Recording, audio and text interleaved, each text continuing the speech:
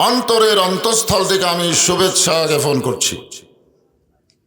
সম্মানিত আল্লাহর বান্দারা, আমার সামনে যারা বসে আছেন, পিছনে এখনো কিছু লোক দাঁড়িয়ে আছেন, এ সাইডে অনেক মানুষ দাঁড়িয়ে আছেন।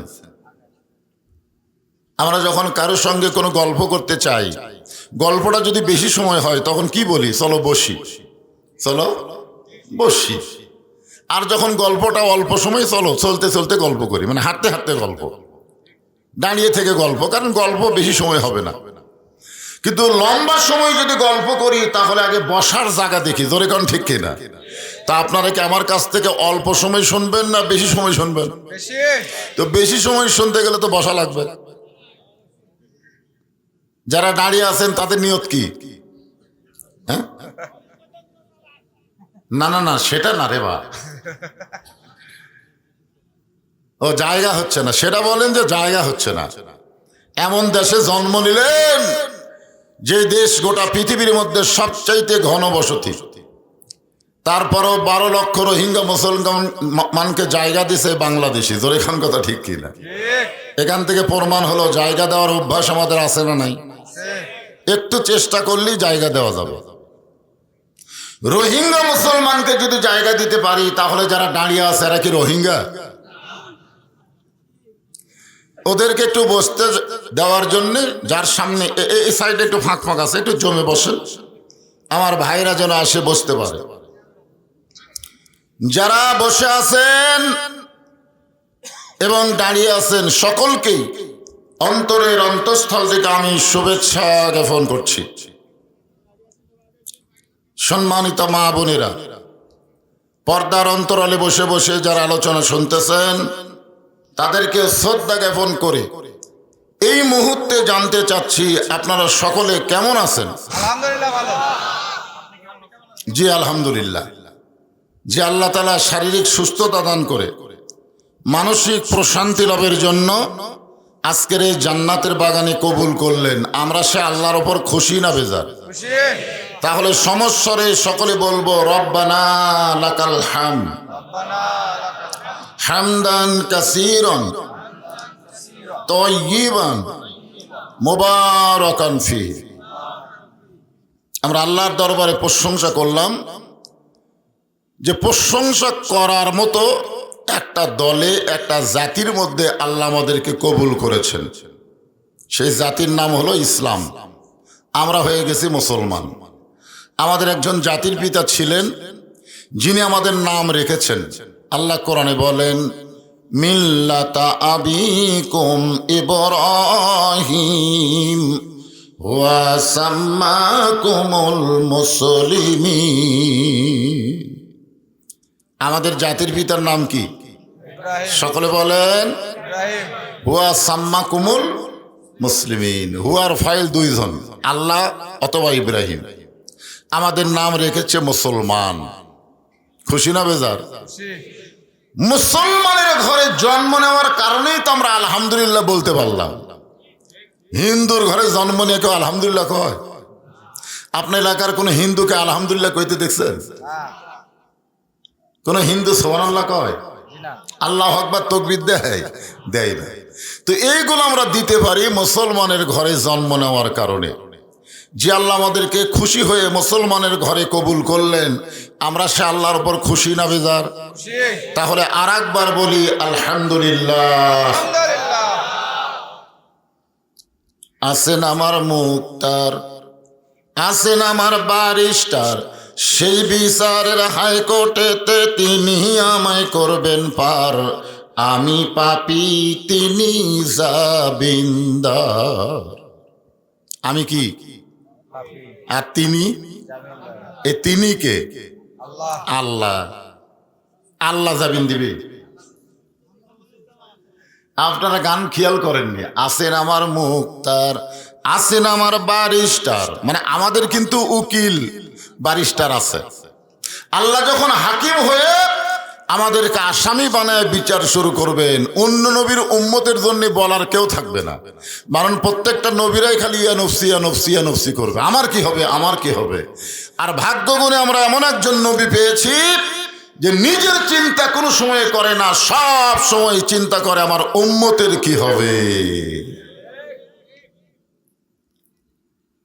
ভাগ্য গুণে আমরা সেই নবীর উম্মত। খুশি না বেজার? খুশি। তাহলে আর একবার বলি আলহামদুলিল্লাহ। আলহামদুলিল্লাহ। আপনার যে পবিত্র কোরআন থেকে তাফসির শুনবেন, আলোচনা শুনবেন, একটা সূরার শেষের অংশ আপনাদের সামনে আমি তেলাওয়াত করেছি। ফালিয়াবুদু রাব্বা হাযাল বাইত আল্লাযী আত'আমাহুম মিন জু'ইন ওয়া আমানাহুম মিন খাউফ। এটা সূরা কুরাইশ, হ্যাঁ, শেষের দিকে 3টা আয়াত আপনাদের সামনে আলোচনা করা হবে। খুব খেয়াল করবেন, এখানে আল্লাহ বলতেছেন ফালিয়াবুদু রাব্বা হাযাল বাইত, এই ঘরের মালিকের যিনি ইবাদত করবেন, যিনি গোলামি করবেন, তার জন্য সাথে সাথে 2টা খোঁজ খবরই দেওয়া হবে। একটা হলো আল্লাযী আত'আমাহুম মিন জু', রিজিকের ব্যাপারে তার কোনো পেরেশানি থাকবে না, সমস্ত রিজিকের দায়িত্ব আল্লাহ নিয়ে নেবেন। সুবহানাল্লাহ। ওয়া আমানাহুম মিন খাউফ, কোনো হাসিনার ভয় তার অন্তরে থাকবে না। আমার এলাকার এক হুজুর ভয়ের ঠালায় দোয়া করছে, রব্বানা আতিনা ফিদ দুনিয়া হাসিনা, হাসানার জায়গাত হাসিনা কসে। ওয়া আমানাহুম মিন খাউফ, আপনাকে বাগমারা তো মনে হয় একজন দোয়া করতে উল্টা পেয়েছে না, মাশাআল্লাহ, ওর ওপর খুব মানুষ খুশি। হ্যাঁ, আসলে যেটা মনের মধ্যে থাকে ওটাই মুখ দিয়ে প্রকাশ পায়, যখন ঠিক না।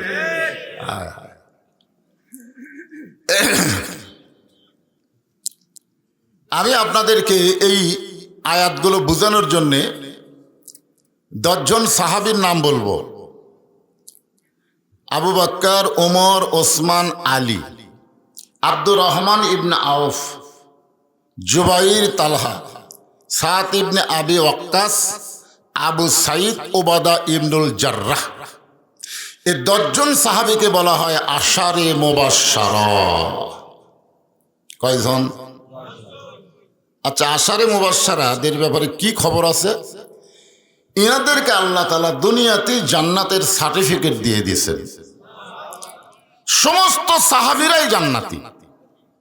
সমস্ত সাহাবীরা কি? আপনার বলেন তো, এই 10 জনের মধ্যে হযরত বেলালের নাম আছে? কথা কয় না, আছে? তাহলে বেলালকে জান্নাতি না? এই 10 জন সাহাবীর মধ্যে কি নবীর চাচা আমির হামজার নাম আছে? যাকে বলা হয়েছে এখনো যারা শহীদ হচ্ছেন আমাদের বাংলাদেশে, জুলাই বিপ্লবে যারা শহীদ হলো, কিয়ামত পর্যন্ত যারা শহীদ হবে, ফিলিস্তিনে যারা শহীদ হচ্ছে, সমস্ত শহীদদের সর্দারকে সাইয়্যিদুশ শুহাদায়ে হযরত আমির হামজা রাদিয়াল্লাহু তাআলা আনহু, সমস্ত শহীদদের সর্দার হলো হযরতে আমির হামজা। উনি কি জান্নাতি না? কথা বলেন, উনি কি জান্নাতি না? হামজালা, জোরে বলেন। এক কথা, রাদিয়াল্লাহু আনহুম ওয়ারাদু আন যালিকা লিমান খাশিয়া রাব্বাহ, যাদের নামের পিছনে আমরা রাদিয়াল্লাহু তাআলা আনহু বলি, বিনা হিসাবে আল্লাহ তাদের জান্নাত দিয়ে দিবে। এদিকে কি মেয়ে মানুষ আছে নাকি? আমার মা বোনদের জন্য বলবো, এত রাত্রে আপনি কথা বলেন, আমরা শুনতে পাই। পরপুরুষের কথা শুনলে পর্দার খেলাফ হয়? কথা কয় না। মেয়েদের কথা যদি কোনো পরপুরুষ শুনতে পায়, পর্দার খেলাফ হয়? জোরে বলেন। আপনাদের এলাকায় মেয়েরা কি ঝগড়া করে? করে। এক পাড়ায় ঝগড়া করে, আর এক পাড়া থেকে শোনা যায়। আপনারা সত্যি করে বলেন তো, যে পুরুষের বউ ঝগড়া করে ওই পুরুষ কি জান্নাতি? কেন জান্নাতি না? আল্লাহ রাসূল বলেছেন, আদ-দায়ুসু লা ইয়াদখুলুল জান্নাহ, লা ইয়াদখুল, লা ইনফিজেন্স, কখনোই দাউস জান্নাতে যাবে না, কখনোই যাবে না। সাহাবারা বললেন, দাউস কোন নারী? আল্লাহ নবী বললেন, নারী না রে, দাউস হলো সকল পুরুষ মানুষ যাদের অধীনে নারীরা পর্দা করে না। এখন আপনার অধীনে যে মেয়েগুলো আছে, তাদেরকে পর্দা করার দায়িত্ব আপনাকে নেওয়ার দরকার আছে না নাই? জোরে কান আছে না নাই? আপনি যদি ভালো পুরুষ হন, আপনার বউ কথা বলবে, পরপুরুষ শুনবে, কিন্তু আপনি তো ভালো না, ভেজাল।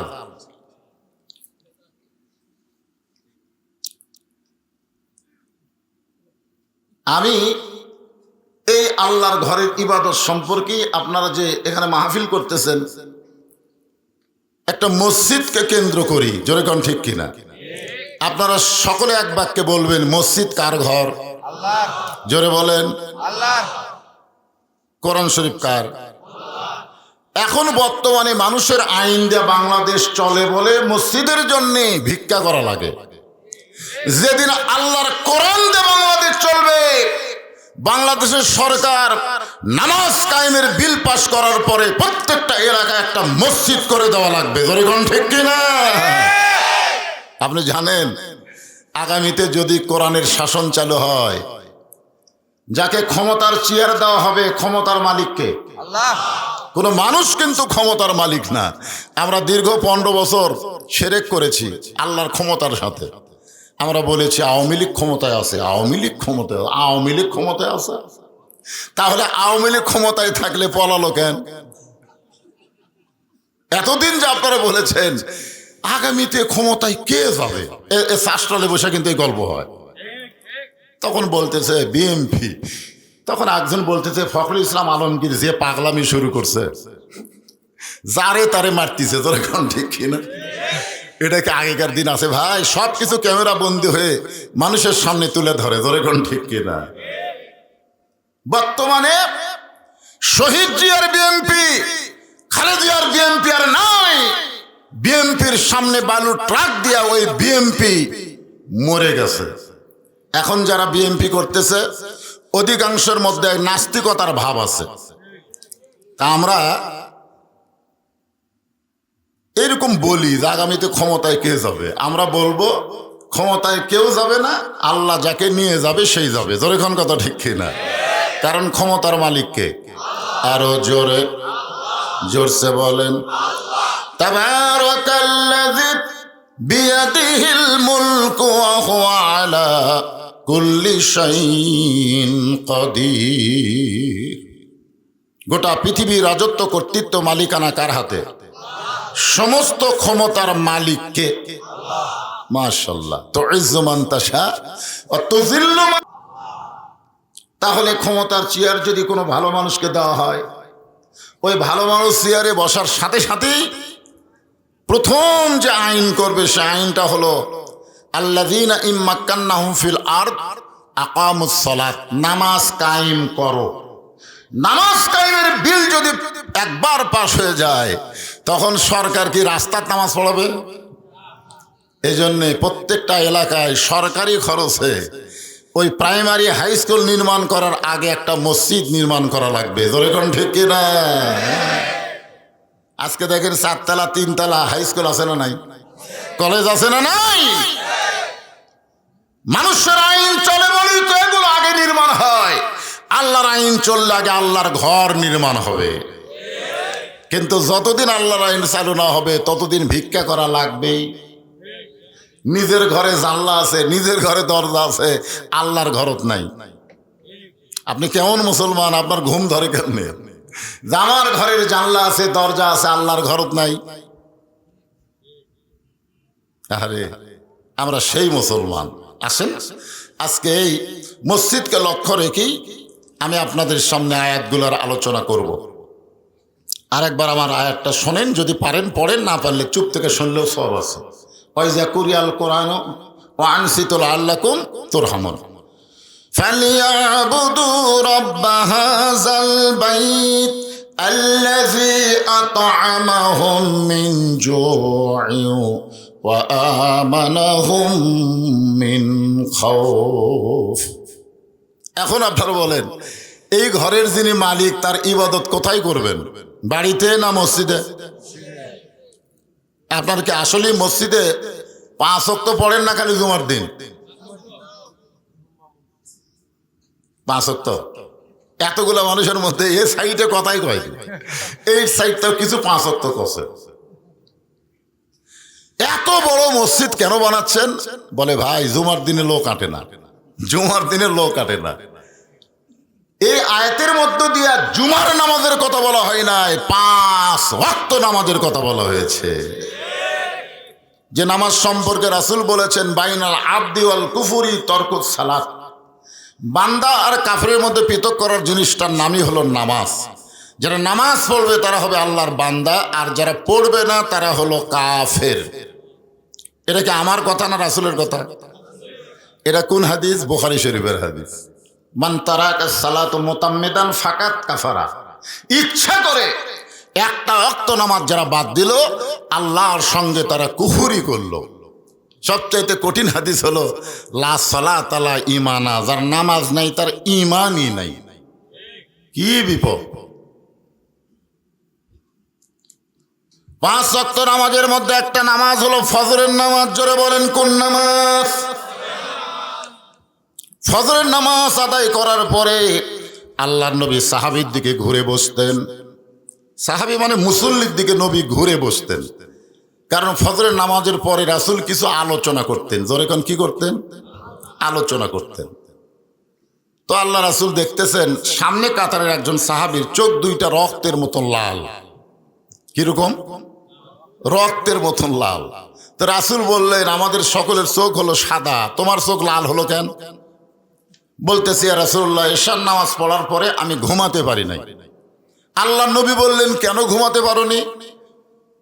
বলে যখন ঘুমের দোয়া পড়লাম আল্লাহুম্মা বিইসমিকা আমুতু, এই আমুতু পড়ার সাথে সাথে আমার মনে হলো আজকে আমার শেষ দিন, আমি হয়তো আর বাঁচবো না। এই মনে করে সারা রাত কান্নাকাটি করছি, তওবা তাসির করছি, নামাজ পড়ছি, কোরআন শরীফ পড়ছি। এইগুলো করতে করতে আমার সারা রাত চলে গেছে, আমি ঘুমাইনি বলি হয়তো আমার চোখ লাল হয়ে গেছে। লোকটা কি কাম ভালো করছে না খারাপ করছে? জোরে বলেন। ভালো কাজ করছে। মৃত্যুর কথা স্মরণ করে সারা রাত ঘুমাইনি। কি করছে? গান শুনছে, গান শুনছে। লোকটা কি করছে? কোরআন তেলাওয়াত করছে, জিকির আজকার করছে, তওবা তাসির করেছে, নামাজ আদায় করেছে। এইগুলো করতে করতে সারা রাত চলে গেছে, আমার ঘুম হয়নি, এই কারণেই হয়তো চোখ দুইটা লাল হয়ে গেছে। সঙ্গে সঙ্গে নবী বললেন নাউজুবিল্লাহ। আপনারা বলেন তো এখানে সুবহানাল্লাহ হবে না নাউজুবিল্লাহ হবে? কি কয়? কি হবে? এইরকম ভালো কাজের কথা শুনে আপনারা কি করবেন? শামীম ওসমান 70 রাকাত তাহাজ্জুদ পড়তো। সাবেক প্রধানমন্ত্রী ঘুমোর থেকে উঠাই যায় নামাজ খুঁজতো। ঠিক না? এইরকম ভালো কথা শুনে আপনারা কি করবেন? হায় হায় রে। আল্লাহ নবী বললেন নাউজুবিল্লাহ।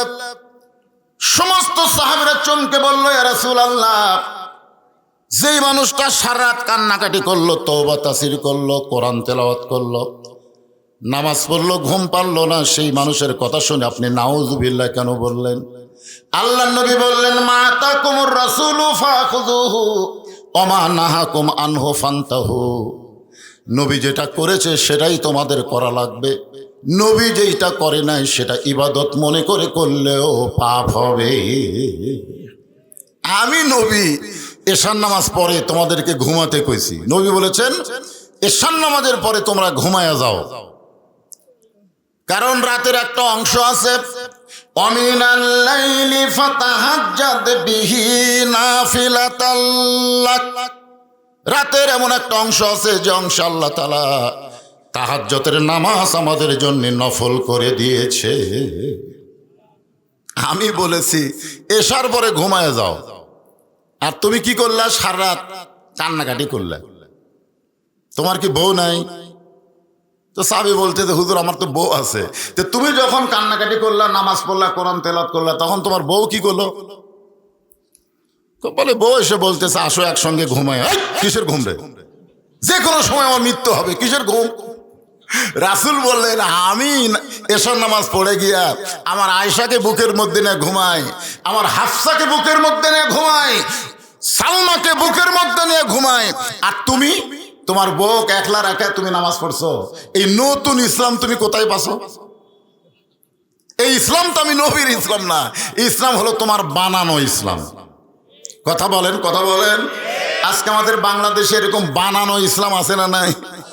আমার দয়াল বাবার দরবারেতে কেউ ফিরে না খালি হাতে।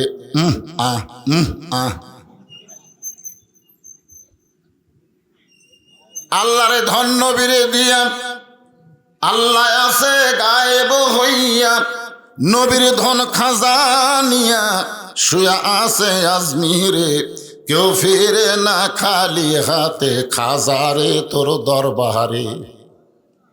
একজন নাউজুবিল্লাহ কাছে ওর ইমান আছে, বাদ বাকি মুখ বন্ধ করাছেন কেন?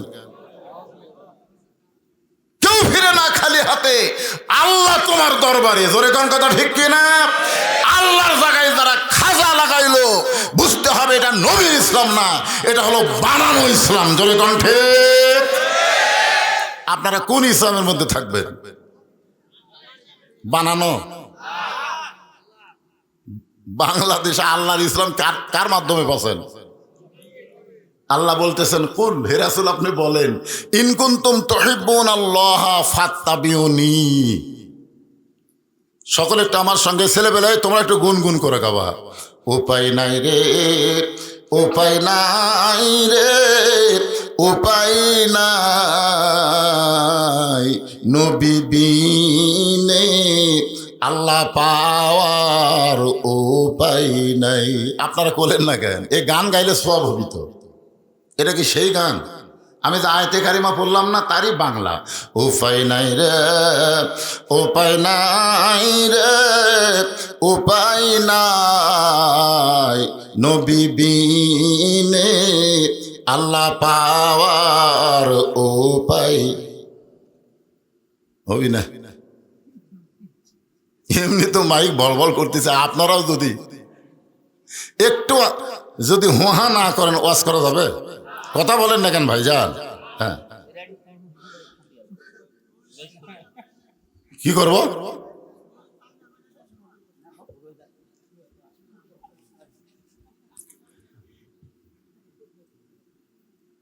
কি বিরক্ত? না না, সারা রাতের কথা বলতেছে না। এই যে আয়াতে কারিমা বললাম, ইন কুনতুম তুহিব্বুনাল্লাহ ফাত্তাবিউনি, যদি আল্লাহকে পাওয়ার চাই নবীকে ইত্তেবা করা ছাড়া পাওয়ার কোনো রাস্তা, তাহলে এইটাই তো গানের মাধ্যমে বলবেন।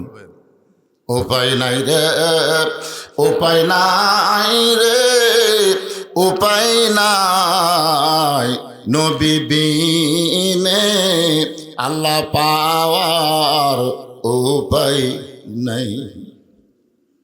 আল্লাহ নবী ফজরের নামাজ পড়ে সাহাবীর দিকে মুখ ঘুরে যখন বসলেন, এমন সময় 3 নম্বর সাহাবী, জোরে বলেন কয় নম্বর? 3 নম্বরের নাম কি? হ্যাঁ, এটা মুখস্থ রাখা লাগবে। এই জন্য আমি 10 জনের নাম বললাম, আবু বকর, ওমর, ওসমান। তাহলে 3 নম্বর তালিকায় কার নাম? আরো জোরে। ওসমান গনি সালাম দিয়ে বললেন, এ রাসূলুল্লাহ, আপনার একজন মহব্বতের সাহাবী, নাম হলো তার তালহা।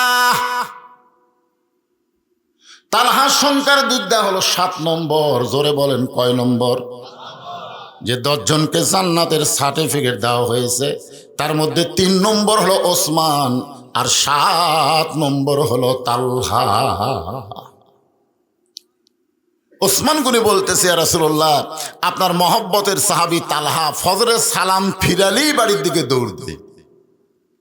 আজকে কয়েকদিন হলো আমি দেখতেছি আপনি যেই মাত্র সালাম ফিরেন সঙ্গে সঙ্গে বাড়ির দিকে দৌড় দেয়। আপনি যে ফজরের পরে এত সুন্দর আলোচনা করেন, সে আলোচনা শোনা বাদ দিয়ে বাড়ির দিকে দৌড় দেয়।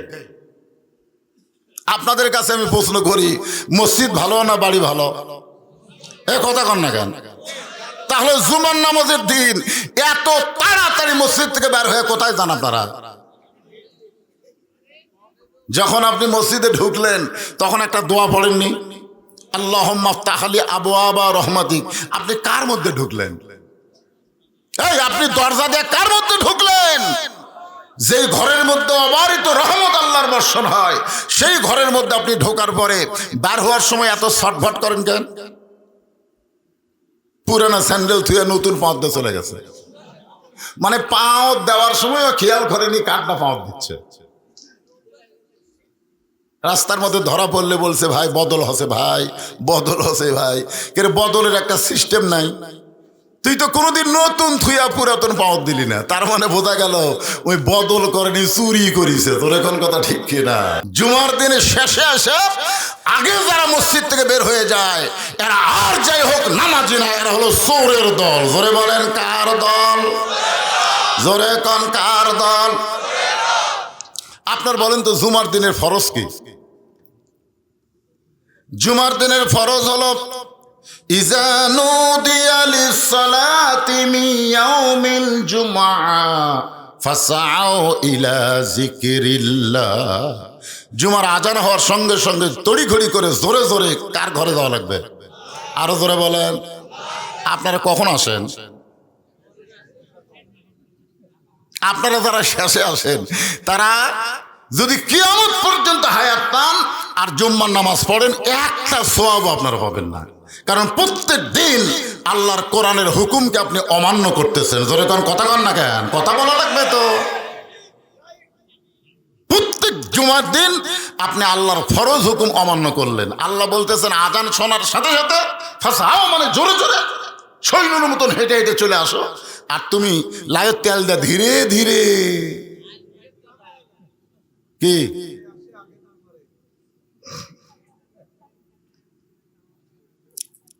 কষ্ট পাচ্ছেন? কারণ মসজিদের উন্নয়ন বলতে কি বুঝতেছেন? খালি মসজিদের দরজা জানলা টাইলস হলে তো কাম হবে না, মসজিদে মুসল্লি থাকা লাগবে। জোরে কোন কথা ঠিক কিনা? বিশাল মসজিদ, হুজুর চলেন হুজুর একবার দেখেন। তোর এত বড় মসজিদ দেখে লাভ কিরে? ফজর কয়জন হয়? আর কথা কয় না। যে আমাকে মসজিদ দেখাবার চাই ওই একাত মাস হলে ফজরের নামাজই মসজিদে পড়েনি। فَلْيَعْبُدُوا رَبَّ هَذَا الْبَيْتِ الَّذِي أَطْعَمَهُم مِّن جُوعٍ وَآمَنَهُم مِّن خَوْفٍ। ওসমান গনি বললেন হুজুর কয়েকদিন আপনি যেই মাত্র ফজরের সালাম ফেরান সঙ্গে সঙ্গে তালহা বের হয়ে বাড়ির দিকে দৌড় দেয়। আমি প্রথম দিন দেখেছি কিছুই বলি নাই, আমি দ্বিতীয় দিন দেখেছি কিছুই বলি নাই, আজকে তৃতীয় দিন দেখে আপনার কাছে নালিশ জানাই। সঙ্গে সঙ্গে রাসূল বলেন ওসমান তুমি আমার তালহার ব্যাপারে অভিযোগ করলেই আমি তোমার অভিযোগকে গ্রহণ করতে পারি না, আগে তদন্ত করে দেখা লাগবে তোমার কথা ঠিক কিনা। আপনারা বলেন তো যিনি অভিযোগ করেছে তিনি কয় নম্বর? 3 নম্বর সাহাবী মিছা কথা কইছে। তারপরেও রাসূল বলতেছে তুমি অভিযোগ করলেই তোমার অভিযোগ গ্রহণ করা হবে না, আগে তদন্ত করে দেখা লাগবে তোমার অভিযোগ সঠিক কিনা। আজকে আমাদের বাংলাদেশে গত 15.5 বছর যাদের বিরুদ্ধে অভিযোগ করা হয়েছে ফাঁসির সরকার কোনো তদন্ত করা ছাড়াই তাদেরকে জেলখানায় ঢুকাইছে। জোরে কোন কথা ঠিক কথা বলেন? কোনো তদন্ত নাই। আমার বিরুদ্ধে অসংখ্য অভিযোগ, অসংখ্য অভিযোগ। 116 জনের তালিকা করা হয়েছে। 116 জন আলেমের তালিকার নাম শোনেন আপনারা? তার মধ্যে 18 নম্বর আমার নাম, 18 নম্বরে আমি আছি। বুঝেন? আমার এলাকার চোরেরা বলে হুজুর আমরাই শান্তিতে আছি, আপনার এত কষ্ট। হুজুর আপনার এত কষ্ট। চোরেরা বলতেছে আমাদের বাড়ি বাদ দিয়ে পুলিশ আপনার বাড়ি ধরে, ব্যাপার কি? একটা চোরে আমাকে সান্ত্বনা দেয় হুজুর এই বিপদ বেশি দিন থাকবি না হুজুর। চোর আমাকে সান্ত্বনা দিচ্ছে, পুলিশ হক খোঁজে না, হামাক খোঁজে। অভিযোগ কি? আমার বিরুদ্ধে অভিযোগ হলো আমি 2007 সালে ওয়াজ করেছি চোরও যা পুলিশও তাই, চোর চুরি করে পুলিশ চাঁদা খায়। শোনেন না আপনারা? আমার শোনেন? আয় আয় পুলিশেরা খেপে আগুন হয়ে গেছে। কে রে? চোরও যা পুলিশও তাই। আপনারা বলেন তো 2024 সালে ছাত্র জনতাকে পুলিশেরা গুলি করে হত্যা করেছে, 7 সালের ওয়াজ ঠিক না ভুল? ঠিক ধরে বলেন ঠিক না ভুল? ঠিক এ হাউন আঙ্কেল, হাউন আঙ্কেল এক পিস কি বেটি সাওয়াল কইছে হাউন আঙ্কেল, সেই শালা হাউন আঙ্কেল এই কত টাকা কামাই করছে আপনারা জানেন? আমি ওয়াজ করলাম 7 সালে আর সেটা 24 সালে ধরা পড়লো, কিন্তু আমাকে আর আগেই ধরলো তদন্ত ছাড়া। ধরে কোন কি ছাড়া? আমি ওয়াজ করেছি 2008 সালে, শেখ হাসিনা ফকুন্নি, খালেদা জিয়া ফকুন্নি। শোনেননি ওয়াজের মধ্যে? শোনেননি? শেখ হাসিনা আমি কিন্তু কইনি, আপনারাই খোঁজেন, ওই ওয়াজের মধ্যে আছে, অথচ আমাকে ধরে নিয়ে গেল। আমি ওয়াজ করেছিলাম 2 নেতা কোলাকুলি করবার যায়, 2 নেতার পেট এত বড়, পেটে পেট লাগে, বুকের সঙ্গে বুক লাগে না, মনে হয় নেতার পেটে 10 মাসের বাচ্চা আছে। এ ওয়াজ কে করছে? আপনি আমি করছি ভাই। এইগুলা তদন্ত না করে আমার গ্রেফতার।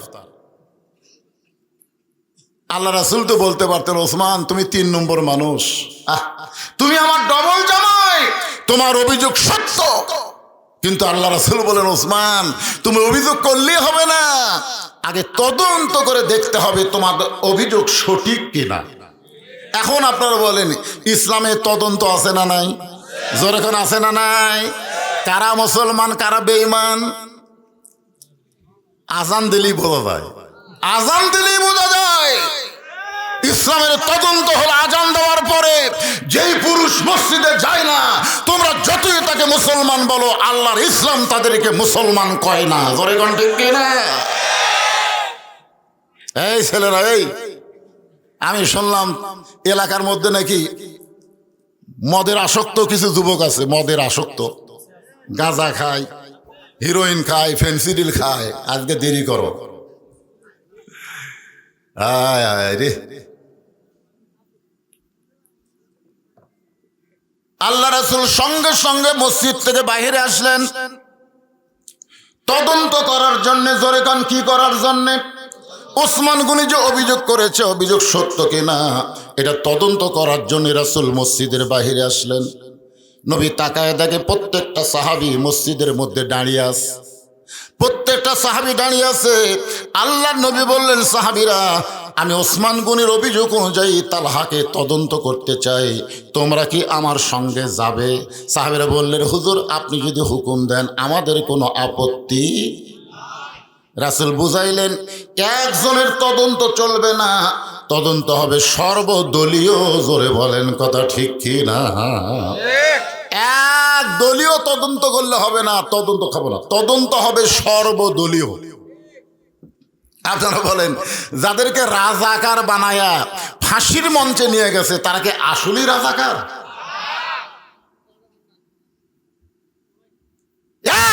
সবাই না কেরা? আপনারা বলেন তো রাজাকার মানে কি? যদি মুক্তিযোদ্ধারা ঠকে যেত, যারা মুক্তিযুদ্ধ করেছে এরা যদি ঠকে যেত, যদি 5ই আগস্ট আমাদের ছাত্র জনতা ঠকে যেত, তাহলে এর কি অবস্থা কি হতো? কথা কন না, কথা কন না কেন, কথা কন না কেন? হাসিনা পলাইছে দেখে এরা বীর হয়ে গেছে, না পলায় যদি আর্মিরা এদের মুখে গুলি চালাইতো, হাসিনা ঠিকই থাকতো, বাদ বাকি সবগুলা সমন্বয়ক ব্যান্ডে জেলের মধ্যে তুলতো। জোরে কোন কথা ঠিক কিনা? এখন বলেন সমন্বয়করা কি খারাপ? কিন্তু পরাজিত হলে খারাপ। যারা আমার মতন বয়স, স্বাধীনতার সময় যারা 10-15 বছরের মানুষ, তারা বলেন তো আগে পূর্ব পাকিস্তান পশ্চিম পাকিস্তান 2টা ভাই ছিল, কিন্তু ভারতের ইন্ধনে এই ভাইদেরকে ঠাঁই ঠাঁই করার জন্য স্বাধীনতার রড তুলে বাংলাদেশ করা হয়েছে, স্বাধীন না করে ভারতের অঙ্গরাজ্য বানানোর জন্য। জোরে কোন কথা ঠিক? কি বুঝতেছেন? হাসিনা কার দালাল? আল্লাহর ওলি যে কইছে বাংলার মুসলমান যখন ঝাঁকুনি দিবে তখন দিল্লির মামু বাড়ি গিয়া পড়বে। কয়নি? জোরে কোন কয়নি? কি কুটি পড়ছে? তার মানে বোঝা গেল আমরা হলাম পাকিস্তানের দালাল, মুসলমানের দালাল, এই শালারা হলো হিন্দুর দালাল। ধরে কোন কথা বলে, শালারা হলো হিন্দু দালাল।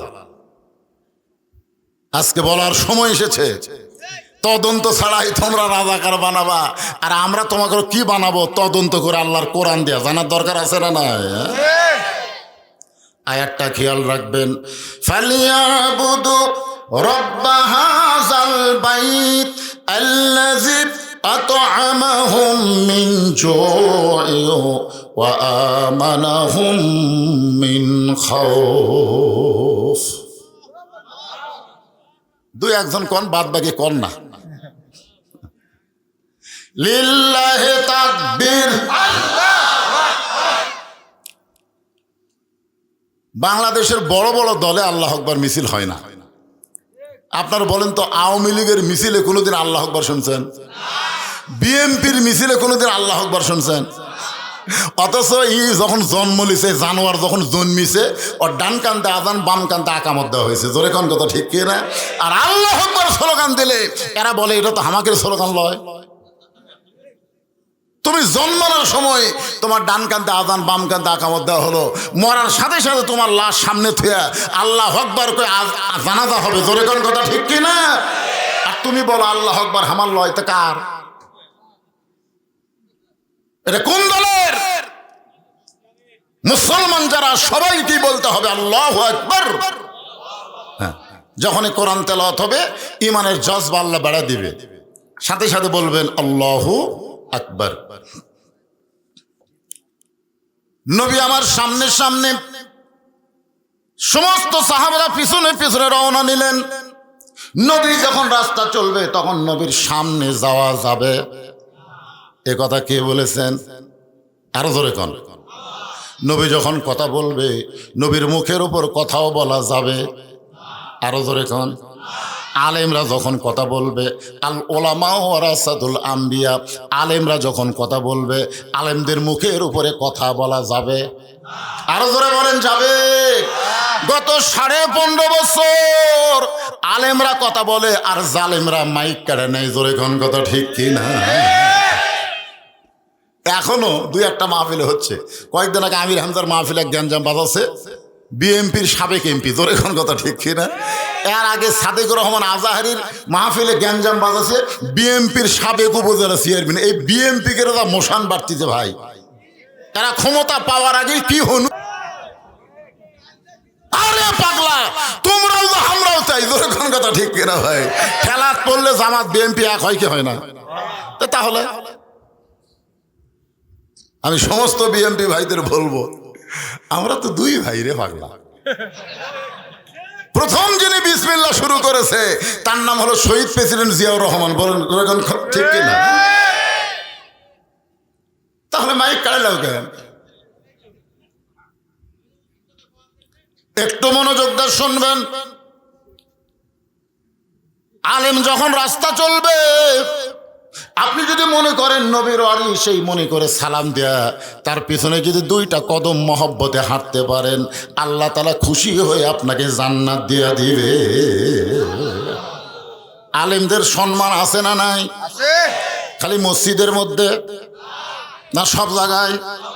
মসজিদের মধ্যে দেখবেন এমপি আছে, উপজেলা চেয়ারম্যান আছে, এসপি আছে, ডিসি আছে, একজনও সামনে যায় না।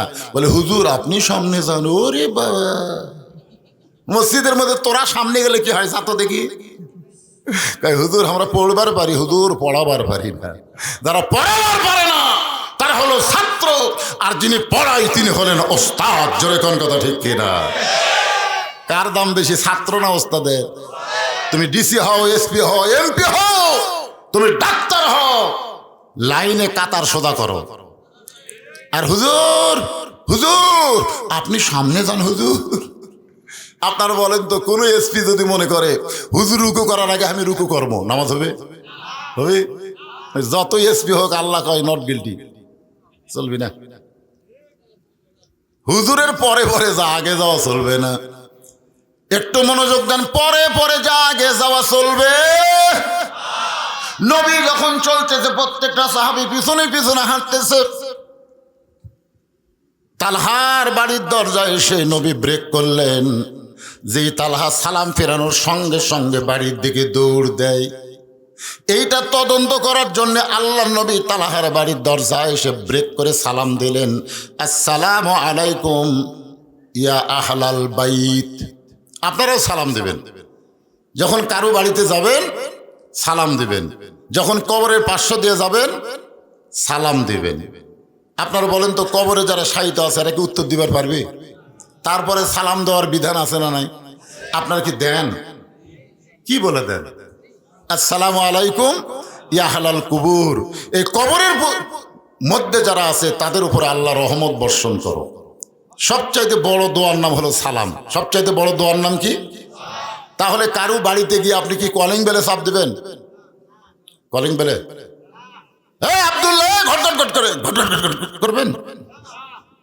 এটা ইসলামে জায়েজ নেই। আমি বগুড়া শহরের জলশ্রীতলা এক বাসার যা সালাম দিচ্ছি, গেটও বারবার সালাম দিয়ে গেটের কাছে এক পানালা বলতেছে, হুজুর যতই সালাম দেন ওই 6 তালাক থাকে, কাম হবে না। ওই গেটের কাছে দেখেন 6 নম্বর আছে, ওটি টিপি মারেন। সালামে কাম হবে না হুজুর, টিপিত কাম হবে। তো ওখানে লেখা আছে 1 2 3 6। 6 মারছি টিপি ভাই। যেই টিপি মারছি একটা বিদেশি কুত্তে, মানে কলিং বেলের সাউন্ড হলো বিদেশি কুত্তে। আমি ভয়ে দৌড় মারছি। পানালা হাসতেছে আর বলতেছে, দৌড়ালেন কেন? ভাই কুত্তা যে হারে সাউন্ড করতেছে। বলে কুত্তা না হুজুর, ওটাই কলিং বেলের সাউন্ড। কিছুক্ষণ পরে দেখলাম ওই বাসাওয়ালা এসে গেট খুললো। আমি বললাম, ভাই এত সাউন্ড ভালো থাকতে তুমি কুকুরের সাউন্ড দিছে কেন? বলে হুজুর ফকিরের অত্যাচার হুজুর। এখন কতগুলা ফকির কলিং বেলে চাপ দেয়, ভিক্ষা চায়। আমি মনে করছি কোনো গুরুত্বপূর্ণ লোক আছে, গেট খুলে দেখি ফকির। আমার এক বন্ধুর পরামর্শে আমি কুত্তার সাউন্ড এটি সেট করছি হুজুর। আমি বললাম, এই সাউন্ড সেট করার পরে খবর কি? বলে এক ফকির ভুল করে টিভি মারছিল, মারার পরে কুত্তার সাউন্ড শুনে ওই চাউলের ব্যাগ ফেলে দে দৌড়। যত ফকির আছে সব ফকিরকে বলছে 6 নম্বরে যান চাপ দিস না, 6 নম্বরে কুত্তা আছে। এখন কি আছে আপনার বলেন তো, 6 নম্বরে কে আছে? আরো জোরে এ প্রচার করছে কে? ফকিরেরাই প্রচার করছে। ভাই খবরদার 6 নম্বরে যান ঠাসি মারিস না, 6 নম্বরে কিন্তু মানুষ নাই, কুত্তা আছে। আমি বললাম, ফকির ঠিকই বলেছে, তুমি মানুষ না। আল্লাহ নবীর সুন্নত হলো আসসালামু আলাইকুম ইয়া আহলাল বাইত। যেই মাত্র নবী সালাম দিয়েছে সঙ্গে সঙ্গে তালহা বাড়ির মধ্য থেকে বলতেছে, ওয়া আলাইকুম আসসালাম ইয়া রাসূলুল্লাহ। নবী আবার সালাম দিলেন। সঙ্গে সঙ্গে তালহা বললেন, ওয়া আলাইকুম আসসালাম। 3 বার সালাম দেওয়ার পরে নবী বললেন, তালহা। সঙ্গে সঙ্গে তালহা বললেন, লব্বাইক ইয়া রাসূলুল্লাহ। কয়বার সালাম দিয়েছেন? 3 বার সালাম দিয়ে ডাক দিলেন, তালহা। তালহা বলতেছে, লব্বাইক ইয়া রাসূলুল্লাহ। নবী কিছুক্ষণ দেরি করলেন, কারণ তালহা এসে তো দরজা খোলা লাগবে। দরজা খোলার পরে কথা হবে, কিন্তু না, দরজা খোলে না। আল্লাহ নবী আবার ডাক দিলেন, তালহা। তালহা বাড়ির মধ্য থেকে বলতেছে, লব্বাইক ইয়া রাসূলুল্লাহ। কিন্তু তালহা দরজা খোলে না। নবী আবার ডাক দিলেন, তালহা। তালহা করুণ স্বরে বলতেছে, লব্বাইক ইয়া রাসূলুল্লাহ। ওমর ফারুক বলে, ইয়া রাসূলুল্লাহ, আপনার তালহা বেয়াদব হয়ে গেছে। আপনার তালহা বেয়াদব হয়ে গেছে। আপনি 3 বার সালাম দিলেন, 3 বার তালহা বলে ডাকলেন, এখন পর্যন্ত তালহা দরজা খোলে না। নিশ্চয়ই তালহা বেয়াদব হয়ে গেছে। আল্লাহ রাসূল বলেন, ওমর, তদন্ত করতে এসেছো, তদন্ত করতে এসেছো, না জানাই কি করো না, মন্তব্য করো না। আগে জানো তারপরে মন্তব্য করো। তদন্ত করতে এসে তদন্ত না করে মন্তব্য করা যাবে? কেবল আমরা দরজাতে আসি। এখন পর্যন্ত বাড়িতে কি জন্য ফজর পড়া দৌড় দেয়, এটা না জানার আগে তো তদন্তের রিপোর্ট দেওয়া যাবে না। আগে জানা লাগবে। যেই বলছে, ওমর, আমার তালহা ব্যাপারে এমন মন্তব্য করো না। হযরত ওমর যেমন ছিলেন গরম, তার চাইতে বেশি আবার ছিলেন নরম। ওমর ফারুকের জীবনে পড়ে দেখবেন, ওমর ফারুক কি সবসময় গরম? যেরকম সবসময় গরম, তিনি যেমন ছিলেন গরম, তার চাইতে বেশি আবার ছিলেন নরম। সঙ্গে সঙ্গে ওমর ফারুক চিন্তা করলো, যদি কোনো বেয়াদবি হয় দরকার নাই। ওমর ফারুক আল্লাহর নবীর কাছ থেকে তালহা লব্বাইক বলে, দরজা খোলে না। তালহার বাড়ি একটু ঘুরে ঘুরে দেখা লাগবে। যেই বাড়ির মহব্বতে সালাম ফিরালি বাড়ির দিকে দৌড়াই, এই বাড়ির মধ্যে এমন কি আছে আল্লাহর ঘরের চাইতেই বাড়ির প্রতি তার মহব্বত বেশি কেন হলো? এটা দেখার জন্য হযরত ওমর তালহার বাড়ির চারিধার ঘুরতেছে। হঠাৎ হযরত ওমর দেখতে পাই তালহার বাড়ির প্রাচীরের ফাটল দিয়ে বাড়ির ভিতরে একটা খুঁটির সঙ্গে তালহা তার মাসুম বাচ্চাকে রশি দিয়ে বেঁধে রাখছে, আর বাচ্চাটা খালি বাবা বাবা বাবা বলে কাঁদতেছে। ওমর ফারুক আশ্চর্য হয়ে গেল। আল্লাহ রাসূল বলেছেন, বড়দেরকে সম্মান করো, ছোটদেরকে স্নেহ করো। আর তালহা তার কচি মাসুম বাচ্চাকে গরু ছাগলের মতন রশি দিয়ে বেঁধে রাখছে, আর ছেলেটা খালি বাবা বাবা বলে কাঁদতেছে। এই দৃশ্য দেখার পরে উমরের অবস্থা আরো খারাপ হয়ে গেল। কিছুক্ষণ পরে তালহা আল্লাহর নবীর জন্য বাড়ির দরজা খুললেন। নবী বললেন, তালহা তোমার বিরুদ্ধে 1 নম্বর অভিযোগ হলো, ওসমান গনি পর পর 3 দিন দেখেছে তুমি ফজরের সালাম ফিরে বাড়ির দিকে দৌড় দাও।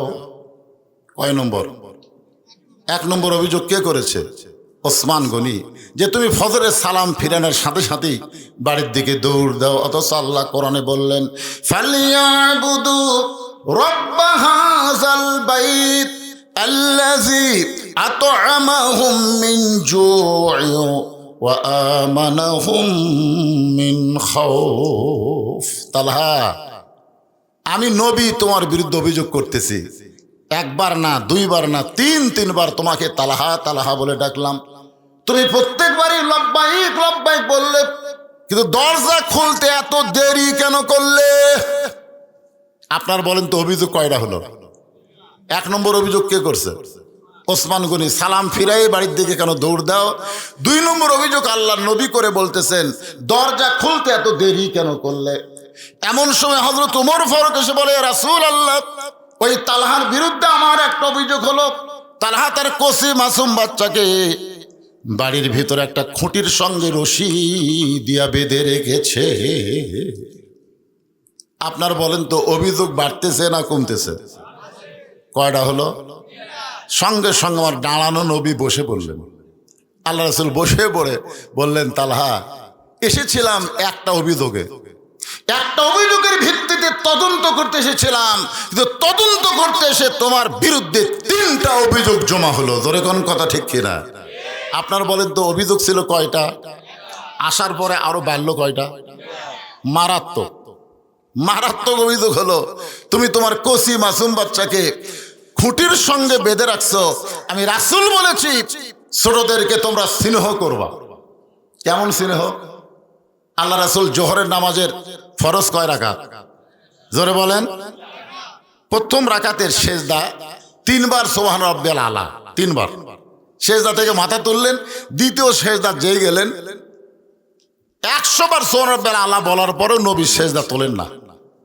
সাহাবীরা চিন্তায় পড়ে গেল, কেরে নবী কি ঘুম আসলো নাকি? কিন্তু মাথা তুলে দেখবে এটা হচ্ছে না, কারণ আল্লাহ রাসূল যা করবে আমাদেরকে তাই করা লাগবে। যেরকম ঠিক কিনা? তো নবী সেজদাত আছে, আমরা মাথা তুলে ভুল কি মারবো? অনেক লম্বা সময় হয়ে গেল, তারপরে নবী সেজদা থেকে মাথা তুললেন। 2 রাকাত নামাজ শেষ করলেন, 3 রাকাত করলেন, 4 রাকাত করে যখন সালাম ফিরাইলেন, সর্বপ্রথম ওমর ফারুক দাঁড়িয়ে বলে, রাসূলুল্লাহ, আমার বেয়াদবি নিবেন না। প্রথম রাকাতের প্রথম সেজদা 3 বার সুবহান রাব্বিয়াল আলা, কিন্তু দ্বিতীয় সেজদা এত লম্বা হলো কেন জানতে চাই। রাসূল বললেন, সাহাবীরা রে, আমি যখন দ্বিতীয় সেজদা দিয়েছি, কোন সময় হাসান হোসেন এসে আমার পিঠে চড়েছে। ওরা 2 ভাই খালি সুযোগ হতে আসছিল যে না খালি হাসান হোসেনের কাছে সেজদা, না খালি উপর হলেই কাম। ওরা দুই ভাই লাফ দিয়ে নানার পিঠে চড়ে বলতে, চল ঘোড়া চল। আল্লাহ নবী বলেন, সাহাবীরা রে, আমি সিজদারত অবস্থায় হাসান হুসাইনকে পিঠ থেকে নামাবার চাই, কিন্তু নামাজের মালিক আল্লাহ বলে, হাবিব, এরা দুই ভাই যতক্ষণ আপনার পিঠে থাকবে ততক্ষণ সিজদা থেকে আপনি মাথা তুলবেন না, কারণ আপনি বলেছেন ছোটদেরকে স্নেহ করা লাগবে। ওরা আপনার ভালোবাসা পাওয়ার জন্য আপনাকে ঘোড়া বানাইছে, আমি আল্লাহরও বড় ভালো লাগতেছে, জোরে কান সুবহানাল্লাহ। আপনারা ছোট ছোট বাচ্চাদেরকে মসজিদে তো আসতে দেন না, দেন? যদি একটু ডিস্টার্ব করে, এই, এই, শয়তানের একটা শয়তান। হ্যাঁ, আজকে যারা মসজিদে দুষ্টামি করতেছে, আগামী দিন হবে তারা সামনে কাতারের মুসল্লি, জোরে কান ঠিক কিনা? আরে আপনি তো ওই বয়সে মসজিদে আসেন নাই, এরা আসতেছে, এদেরকে তাড়ানো যাবে না বাজান। আমরা মক্কা মদিনায় গিয়ে দেখছি অনেক বাচ্চারা মসজিদের মধ্যে বল খেলে। মসজিদের মধ্যে কি খেলে? বল খেলতেছে। মসজিদের এক সাইডে ফাঁকা, বল খেলতেছে। আমাদের এলাকার মৌলবি হলে থাপড়ালো, ফতুয়া দিল, অথচ ওখানে কেউ ফতুয়া দেয় না। ওই বাচ্চাদের খেলা দেখে তারা আরো উৎসাহ দেয়, সুবহানাল্লাহ বলেন। কারণ ছোটদেরকে স্নেহ করা লাগবে, বড়দেরকে সম্মান করা লাগবে। একটু মনোযোগ দিয়ে শোনেন, আল্লাহ নবী মাটিতে বসে বললেন, তালহা, সর্বসাকুল্যে তোমার বিরুদ্ধে 3টা অভিযোগ জমা পড়েছে। 1 নম্বর অভিযোগ হলো আমি ফজরের সালাম ফেরালেই তুমি বাড়ির দিকে দৌড় দাও। 2 নম্বর অভিযোগ হলো আমি নবী 3বার তোমাকে ডাকলাম, দরজা খুলতে এত দেরি কেন করলে? ওমর ফারুক বলে, তোমার কসি মাসুম বাচ্চাকে তুমি রশি দিয়া খুঁটির সঙ্গে বেঁধে রাখছো। তালহা বলতেছে, ইয়া রাসূলুল্লাহ, এই অভিযোগগুলো যদি আপনি আমার কাছ থেকে শুনতে চান তাহলে আমি বলতে পারি। রাসূল বলেন, অবশ্যই বলতে হবে। তালহা বলতেছে, হুজুর, এই জামার পরনে একটা কাপড় দেখতেছেন, এই জামার পরনে একটা কাপড় দেখতেছেন, এই একটা কাপড় ছাড়া আমার বাড়িতে আল্লাহ রাসূলের সামনে দাঁড়ানোর মতন কোনো কাপড় নাই। যে কাপড় পরে আমি দরজা খুলেছি, এই একটা কাপড় ছাড়া আল্লাহ রাসূলের সামনে দাঁড়ানোর মতন আমার আর কোনো পোশাক নাই। আপনারা বলেন তো, আল্লাহ রাসূলের সামনে দাঁড়ানোর পোশাক কেমন? আপনারা যে মসজিদে যান না, কোন পোশাক পরে? ভালো পোশাক পরেন? এমন লুঙ্গি পরছে ঠিক না বরাবর শার্ট, রুকুর থেকে সেজদাত গেছে, দ্বিতীয় কাতারের মুসল্লির কেবলাই পরিবর্তন হচ্ছে, কারণ সেজদাত যেই গেছে ও পিছনে যন্ত্রটা পিছন থেকে সে টোপলার মতন দেখে। এমন পোশাক পরবেন, আপনার যদি লুঙ্গির উপর একটা পাঞ্জাবি থাকতো, ওই পাঞ্জাবির অংশ আপনার পিছনটা ঢেকে দিত। জোরে কোন কথা, ঠিক কথা বলেন না কেন? হ্যাঁ, কি এমন এক গেঞ্জি গাওয়াতে ফুল প্যান্ট, স্কিন প্যান্ট নাম দিছে, রুকুর থেকে সেজদাত গেছে, পিছনে টেবা হচ্ছে, টেবা। এই জন্য কোরআনে বলা হয়েছে লেবাসুত তাকওয়া, যেই পোশাক পরলে তোমার ভিতরে তাকওয়া বৃদ্ধি পায়, এমন পোশাক ইসলাম বৈধ করেছে। জোরে কোন ঠিক কিনা মুসলমান? আপনি কি মনে করেন পুলিশের পোশাক দেখলে পুলিশ চেনা যায় না? আর্মির পোশাক দেখলে আর্মি চেনা যায় না? র্যাবের পোশাক দেখলে র্যাব চেনা যায় কি যায় না? তা আপনি কি মনে করছেন মুসলমান চেনার একটা পোশাক আছে না নাই? কোথায়?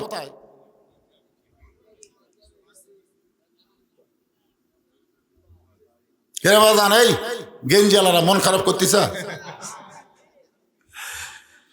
আল্লাহ, আমি দেখছি ভাই, কোরআনের বহু মাহফিলে যদি আপনি করুন কোনো কাহিনী কন, মানুষ পাগলের মতন শোনে, ফাতেমার কাহিনী, হাসান হোসেনের কাহিনী, কিন্তু নামাজের কথা বললেই খালি মাথা চুলকায়।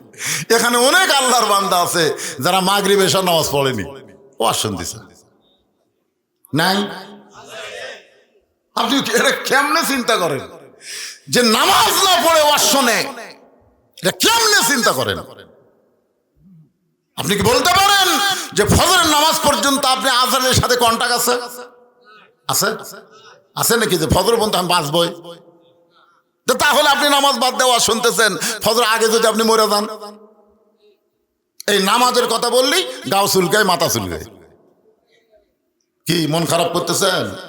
মসজিদের উন্নয়ন করবে মাহফিল, একটু মনোযোগ দিয়ে শোনা লাগবে। তালহা বলতেছে, রাসূলুল্লাহ, এই একটি মাত্র কাপড় ছাড়া আমার বাড়িতে আর কোনো কাপড় নাই যে কাপড় পরে আল্লাহ নবীর সামনে দাঁড়ানো যায়। হুজুর, আমি একটা মাটির গর্ত করেছি, আমি একটা মাটির গর্ত করে যেমন তেমন কাপড় আমার বউকে ওই গর্তের মধ্যে নামায় দিয়া আমি আপনার পিছনে ফজরে নামাজ পড়তে যাই। কারণ আপনি বলেছেন আজান শোনার পরে কোনো পুরুষ মানুষ যদি বাড়িতে নামাজ পড়ে, মেয়ে মানুষের ব্যাপারে এত তাগিদ দেওয়া হয়নি, পুরুষ মানুষ, জোরে কোন কি মানুষ? আজান শোনার পরে কোন পুরুষ মানুষ যদি বাড়িতে নামাজ পড়ে, এটা কোন নামাজ? নফল সুন্নত না, এটা হলো 17 রাকাত। জোরে বলেন কয় রাকাত? একেবারে 17 বোঝেন না? ফজরের 2 রাকাত। জোরে কোন ফজরের কয় রাকাত? জোহরের কয় রাকাত? আসরের কয় রাকাত? মাগরিবের কয় রাকাত? দেখেন যারা বলতেছে না আর নামাজই পড়ে না, রাকাত কেমনি কবি? পিসা বাসা মরিতে কয়, তোর বাড়িতে আমি খাবো না, তুই নামাজ পড়িস? হুজুর পড়ি, হুজুর সব সময় পড়ি। পীর চমকে উঠছে, কে রে সব সময় নামাজ পড়ে? তার মানে নামাজের তো নির্দিষ্ট সময় আছে, তোর এখন আছে না নাই? আর পীরের সামনে মুরিদ ভয়ের ঠেলায় কথা সব সময় পড়ি।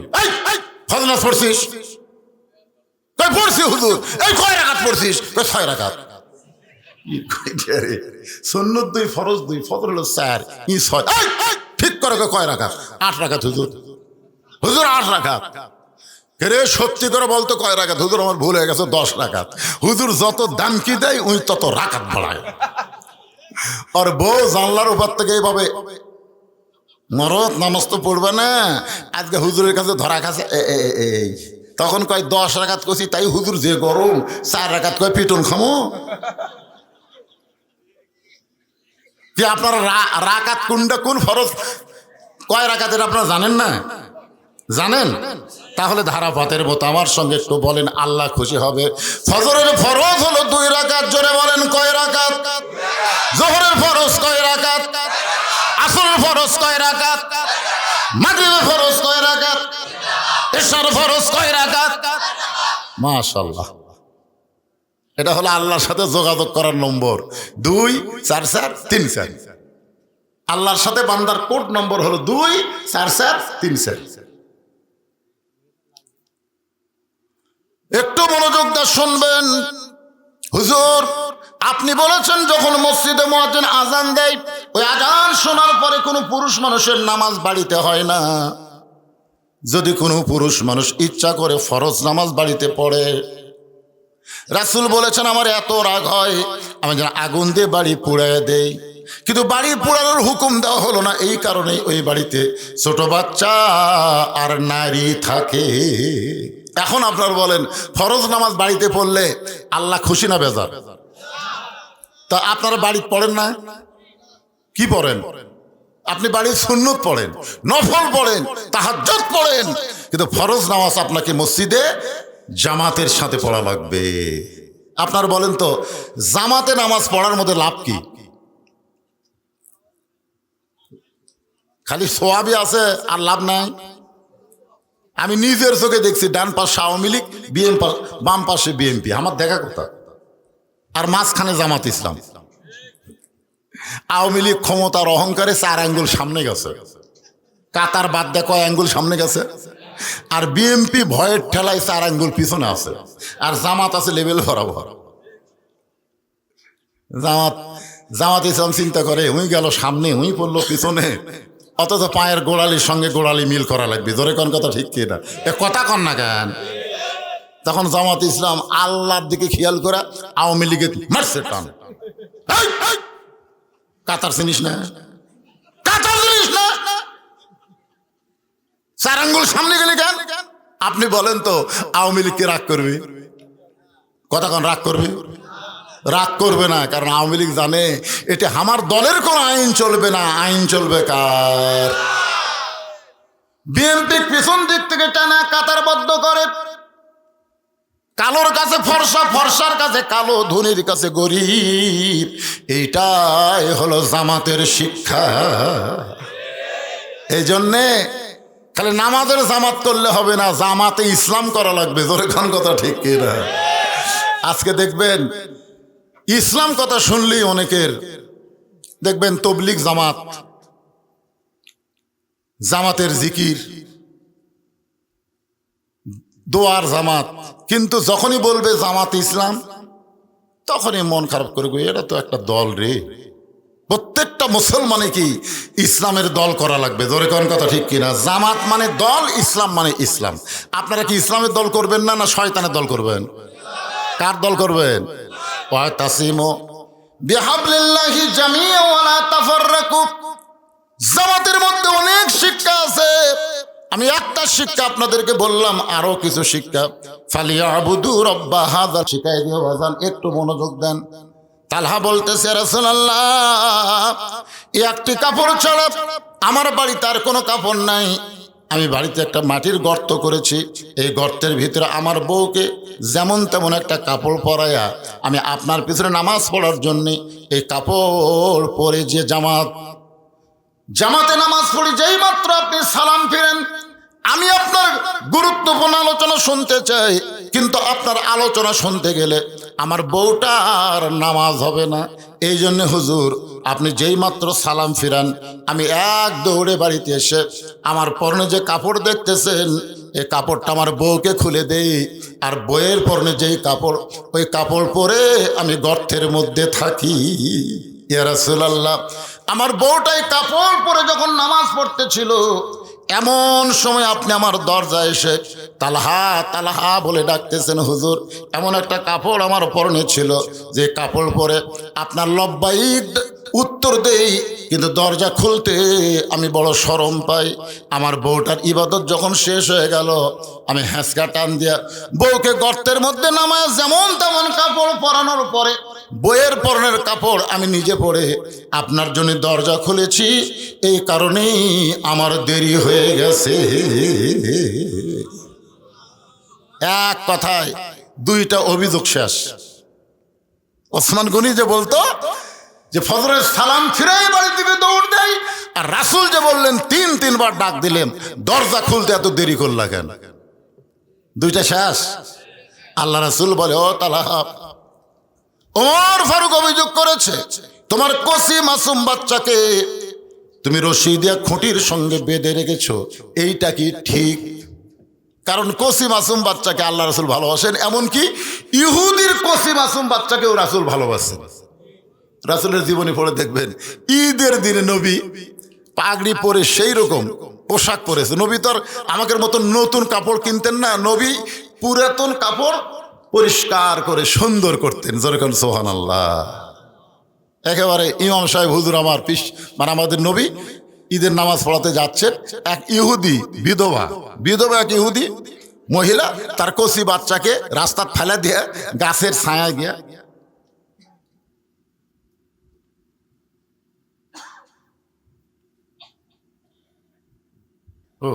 অনেক মহিলা ওয়াজ শুনতেছে, তাকে ওসিয়ত কর্ম তাকে জন্য। আচ্ছা, মহিলাদের ওয়াজ। আমরা আগে কিন্তু গান গাইতাম,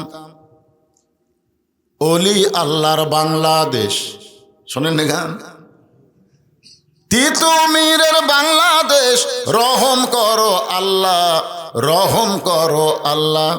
শেখ মুজিবর বাংলাদেশ, শহীদ জিয়ার বাংলাদেশ, রহম করো আল্লাহ, রহম করো আল্লাহ। এখন শেখ হাসিনার বাংলাদেশ, খালেদা জিয়ার বাংলাদেশ, যেন গজব পড়ছে আল্লাহ। আপনারা বলেন তো, মেয়ে মানুষ যেদিন থেকে ক্ষমতাত গেছে সেদিন থেকে আমাদের মরদের কোনো দাম আছে? এ কথা বল না কেন রে? যত ওয়াজ করেন, আমার মা বোনদের জন্য আমি দেখছি ওয়াজও শোনে, আবার ভারতের চ্যানেলও দেখে। জোরে কোন ঠিক কিনা? হুজুর, নারীদের জন্য একটু ওসিয়ত করেন। নারীদের জন্য ওসিয়ত করার আগে মরদকে ওসিয়ত করা লাগবে। মরদগুলো যদি ঠিক হয়, সবগুলো মেয়ে মানুষ ঠিক হবে। জোরে কোন কথা ঠিক কিনা? দুই মেয়ে মানুষ গল্প করতেছে বেলকুনিত বসে, আমি শুনতেছি। এক মেয়ে বলতেছে, তোর স্বামী কেমন রে? আল্লাহ আমাকে একটা স্বামী দিছে গো, এদিক সেদিক যাওয়ার সুযোগ নাই, এদিক সেদিক গেলি খালি দেখেন কথা কি বলতেছে, আল্লাহ আমাকে একটা স্বামী দিছে, এদিক সেদিক যাওয়ার বুদ্ধি নাই। এখন ই বলতেছে তোরটা কেমন, আমারটা ভেড়া, আমি যা কই তাই। দেখছেন, আমি যা কই তাই আমার ভেড়া তাই শোনে। যে স্বামীরা বইয়ের কথা মতো চলে এরা হলো ভেড়া, ধরে কোন এরা কি। আর স্বামীর কথা মতো যে বউ চলে, বউ বলে আল্লাহর নিয়ামত আল্লাহ আমাকে দান করছে। আপনার মরদ গুলো যদি ঠিক হন, আপনার একটা মেয়েও বে ঠিক হবে না। কথা কন না কেন, কথা কন না কেন। মেয়ে মানুষের জন্য আমি ওসিয়ত করে কি করব, আপনারা একটু ওসিয়ত করবেন। আপনার বিবিকে, আপনার যে মেয়েটার এখনো বিয়ে হয় নাই, যে মেয়েটা আপনার 15-16 বছর বয়স, বর্তমান বাংলাদেশে 18 বছরের আগে কোনো মেয়েকে বিয়ে দিলি কিন্তু সমস্যা আছে না নাই। তাহলে আপনার 18 বছর মেয়েটাকে এমন ভাবে দেখতে হবে যেমন দেখেছেন আল্লাহর নবী ফাতেমাকে ডাক দেয়া বলে, ফাতেমা তুমি কখনোই যেন মনে করো না তোমার বাবা আল্লাহর নবী বলে আল্লাহ তোমাকে জান্নাত দিবে, এইটা কখনোই মনে করো না মা। জান্নাতে যদি যাবার চাও ফাতেমা, জান্নাতের আমল করে জান্নাতে যেতে হবে। সুবহানাল্লাহ কন্যা কেন। ফাতেমা বলতো, বাবা আমি মনে করেছিলাম আপনি বিশ্ব নবী, আপনি আল্লাহর নবী, আপনার মুখের দিকে তাকায় আল্লাহকে আমাকে মাফ করবি না। নবী বলে, না, আমার মুখের দিকে তাকায়া আল্লাহ তোমাকে মাফ করবে না। জান্নাতে যাবার গেলে জান্নাতের আমল করো। ফাতেমা বলে, বাবা জান্নাতের আমল করতে গেলে কোন আমলের গুরুত্ব বেশি? রাসূল বললেন, ফাতেমা মেয়েদের যতই আমল থাক না মা, 1 নম্বর আমল হলো পর্দা। পর্দা যদি না থাকে মেয়েদের রোজাও কবুল হবে না, নামাজও কবুল হবে না, একটা ইবাদত আল্লাহর দরবারে কবুল হবে না যদি মেয়েদের পর্দা না থাকে। এখন আপনারা বলেন ফাতেমার 1 নম্বর আমলের নাম কি? আরো জোরে কন না কেন। আপনি বুখারী শরীফ পড়েন, মুসলিম শরীফ পড়েন, তারপরে তিরমিজি শরীফ পড়েন, যতগুলো সিয়াহাতা শরীফ আছে এগুলো শরীফ পড়লে আপনি মা আয়েশার হাদিস পাবেন, কিন্তু ফাতেমার একটা হাদিসও পাবেন না। ফাতেমা কিন্তু বিশাল জ্ঞানী ছিল না, 6 লক্ষ হাদিসের হাফেজ ছিল মা আয়েশা, কিন্তু ফাতেমা 10টা হাদিসও সম্পর্কে কোনো রেওয়ায়েত নেই। এরপরেও আয়েশাকে জান্নাতি নারীদের নেত্রী বানানো হয়নি, ফাতেমাকে আল্লাহ জান্নাতি নারীদের নেত্রী বানাইছে। সুবহানাল্লাহ কন্যা গান। এটা কোন আমলের কারণে? আরো জোরে জোরসে বলেন। এমন পর্দা নিষেধ ছিলেন যার কারণে আল্লাহ ফাতেমাকে খাতুনে জান্নাত ডিগ্রি দিয়েছে। আমার মায়েদেরকে বলবো, মা আপনারা পর্দার ভিতরে থাকবেন। তা আল্লাহ রাসূলকে পরীক্ষা করার জন্য আল্লাহ রাসূল সম্পর্কে আল্লাহ বলেছেন, ওয়ামা আরসালনাকা ইল্লা রাহমাতাল লিল আলামিন। আচ্ছা, এই যে মাঝখানে ওটা বসা শুরু হলো কেন? ওটা বসা করলে হবে? আপনারা বলে বেশি রাত পর্যন্ত শোনেন কি? আমি কি এখানে কখন আইছি আপনারা জানেন? এশার নামাজের আগে আইছি। আমাকে তুলে দেওয়া হয়েছে রাত 10:30টার পরে, কেবল বাজতেছে 12:10। তা আপনারা কি আমার থেকে 2 ঘন্টা শুনবেন না? কেবল 1.5 ঘন্টা পার হচ্ছে, তাতে লাফালাফি করতেছেন তার মানে না? ফজর বন্ধ কেন হবে? যে ওয়াজটা করতেছে একটা কমপ্লিট নাই, যখন আছে না নাই? দেখেন তো ওদের মধ্যে আরো কি মেসেজ পাই যুবকদের জন্য। এদের গাঁজা খাওয়া, আফিম খাওয়া, হিরোইন খাওয়া, আসক্ত হওয়া, ফ্রি ফায়ার, পাবজি খেলা। যেই যুবকগুলো যুবতীর প্রেমে মাতাল হয়ে গেছে, এদের জন্য ওয়াজ আছে না নাই? দেখেন একটু ধৈর্য ধরে। আপনি তো বেটা জন্ম দিয়েই আপনি দায়িত্ব শেষ করছেন। আপনার বেটা যে পাঁঠা হচ্ছে, এই পাঁঠাক মানুষ করা লাগবে না? পাঠা সারাদিন খালি ঘুরে বেড়ায়, একটা মোবাইল বাসে, কোনো কাম নেই, খালি ঘরে খালি ঘরে। আজান দিলেও মসজিদে যায় না। একটু ধৈর্য ধরা লাগবে বাজান। 12টা পার হলে তারিখই শেষ। যে বিজ্ঞাপনের তারিখ 5 তারিখ আর নাই। আমি ইচ্ছা করলে 12টায় মনোজাত করতে পারি, যদি আমাকে বলে হুজুর এখনই শেষ করলেন, কয় তারিখের মাইকিং করছো? বলে 5 তারিখ। এখন দেখো তো কয় তারিখ। তো 5 তারিখের দাওয়াত দেয়, 6 তারিখে ও শুনবা, এটা জায়েজ হবে না তো। কিন্তু আমি কি সেই মক্কর ধরছি? কথা বলে।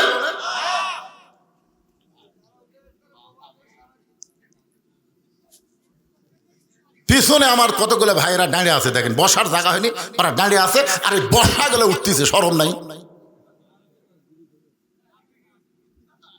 বিরক্ত হয় না? একটু জিকির করে লা ইলাহা ইল্লাল্লাহ, লা ইলাহা ইল্লাল্লাহ, জোরে লা ইলাহা, লা ইলাহা ইল্লাল্লাহু মুহাম্মাদুর রাসূলুল্লাহ সাল্লাল্লাহু আলাইহি ওয়াসাল্লাম।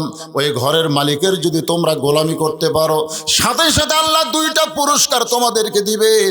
1 নম্বর পুরস্কার হলো রিজিকের কোনো পেরেশানি থাকবে না, আর 2 নম্বর পুরস্কার হলো যাবতীয় ভয় ভীতি থেকে আল্লাহ পুরাপুরি নিরাপত্তা দিয়ে দিবে। তাহলে নামাজ পড়লে লাভ কয়টা? আরো জোরে। যাবতীয় রিজিকের পেরেশানি থাকবে না, তার মানে বোঝা গেল রিজিক মানে শুধু খাদ্য না। রিজিক মানে আপনার যুবক ছেলে ভালো হওয়া, আপনার যুবতী মেয়ে ফাতেমার মতন চলা, এরই নাম হলো রিজিক। আমরা মনে করি রিজিক মানে খালি খাওয়া দাওয়া, না। রিজিককে আল্লাহর নিয়ামত বলা হয়েছে। আপনার ছেলেটা আল্লাহর নিয়ামত হোক, আপনার মেয়েটা আল্লাহর নিয়ামত হোক। আপনি বাবা হিসেবে এটা চান না? জোরে কান, চান কি চান না? চান।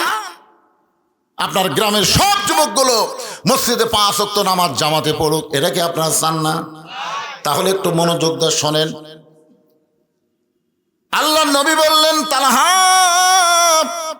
কচি মাসুম বাচ্চাকে আমি এত আদর করার কথা বলেছি। নবী কেমন আদর করে দেখেন। ইহুদির বিধবা বউ, স্বামী মারা গেছে, গাছের আড়ালে লুকিয়ে আছে, তার ছোট বাচ্চাকে রাস্তা ছেড়ে দিয়ে গোটাল গাও বুঝলেন মরুভূমি ধুলে ভরে। নবী আমার ঈদের দিনে এখনো যায়নি মাঠে, রাস্তার মধ্যে ইহুদির বাচ্চাকে কোলে নিয়ে বলতেছে, বাবু তোমার কেউ নাই, এই দুনিয়াতে তোমার কেউ নাই, আজকে ঈদের দিন, আনন্দের দিনে তুমি ধুলা মাটির মধ্যে পড়ে আছো, তোমার কি কেউ নাই? এ বলে আল্লাহ নবী গায়ের গামছা দিয়া ইহুদির বাচ্চার ধুলা পরিষ্কার করতেছে। দূর থেকে একটা মহিলা বলতেছে, ও মুসলমানের নবী,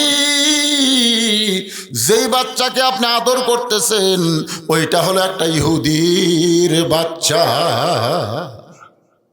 রাসূল বললেন, কুল্লু মাউলুদুন ইউলিদু আলাল ফিতরাহ। আল্লাহ রাসূল বললেন, প্রত্যেকটা বাচ্চারাই হলো মুসলমান। জোরে করে সুবহানাল্লাহ। প্রত্যেকটা বাচ্চারাই মুসলমান। পরিবেশের কারণে হিন্দু, বৌদ্ধ, খ্রিস্টান হয়ে যায়। আপনি বলেন তো, হিন্দু জন্ম দিয়ে যদি মুসলমানের বাড়িতে লালন পালন করতে দেয়, জন্ম দিছে কে? কথা কয় না। মুসলমানের বাড়িতে লালন পালন করতে দিছে, 10 বছর পরে হিন্দু যদি তার সন্তানকে ফেরত চায়, সন্তান কি ভগবান কবে না আল্লাহ কবে?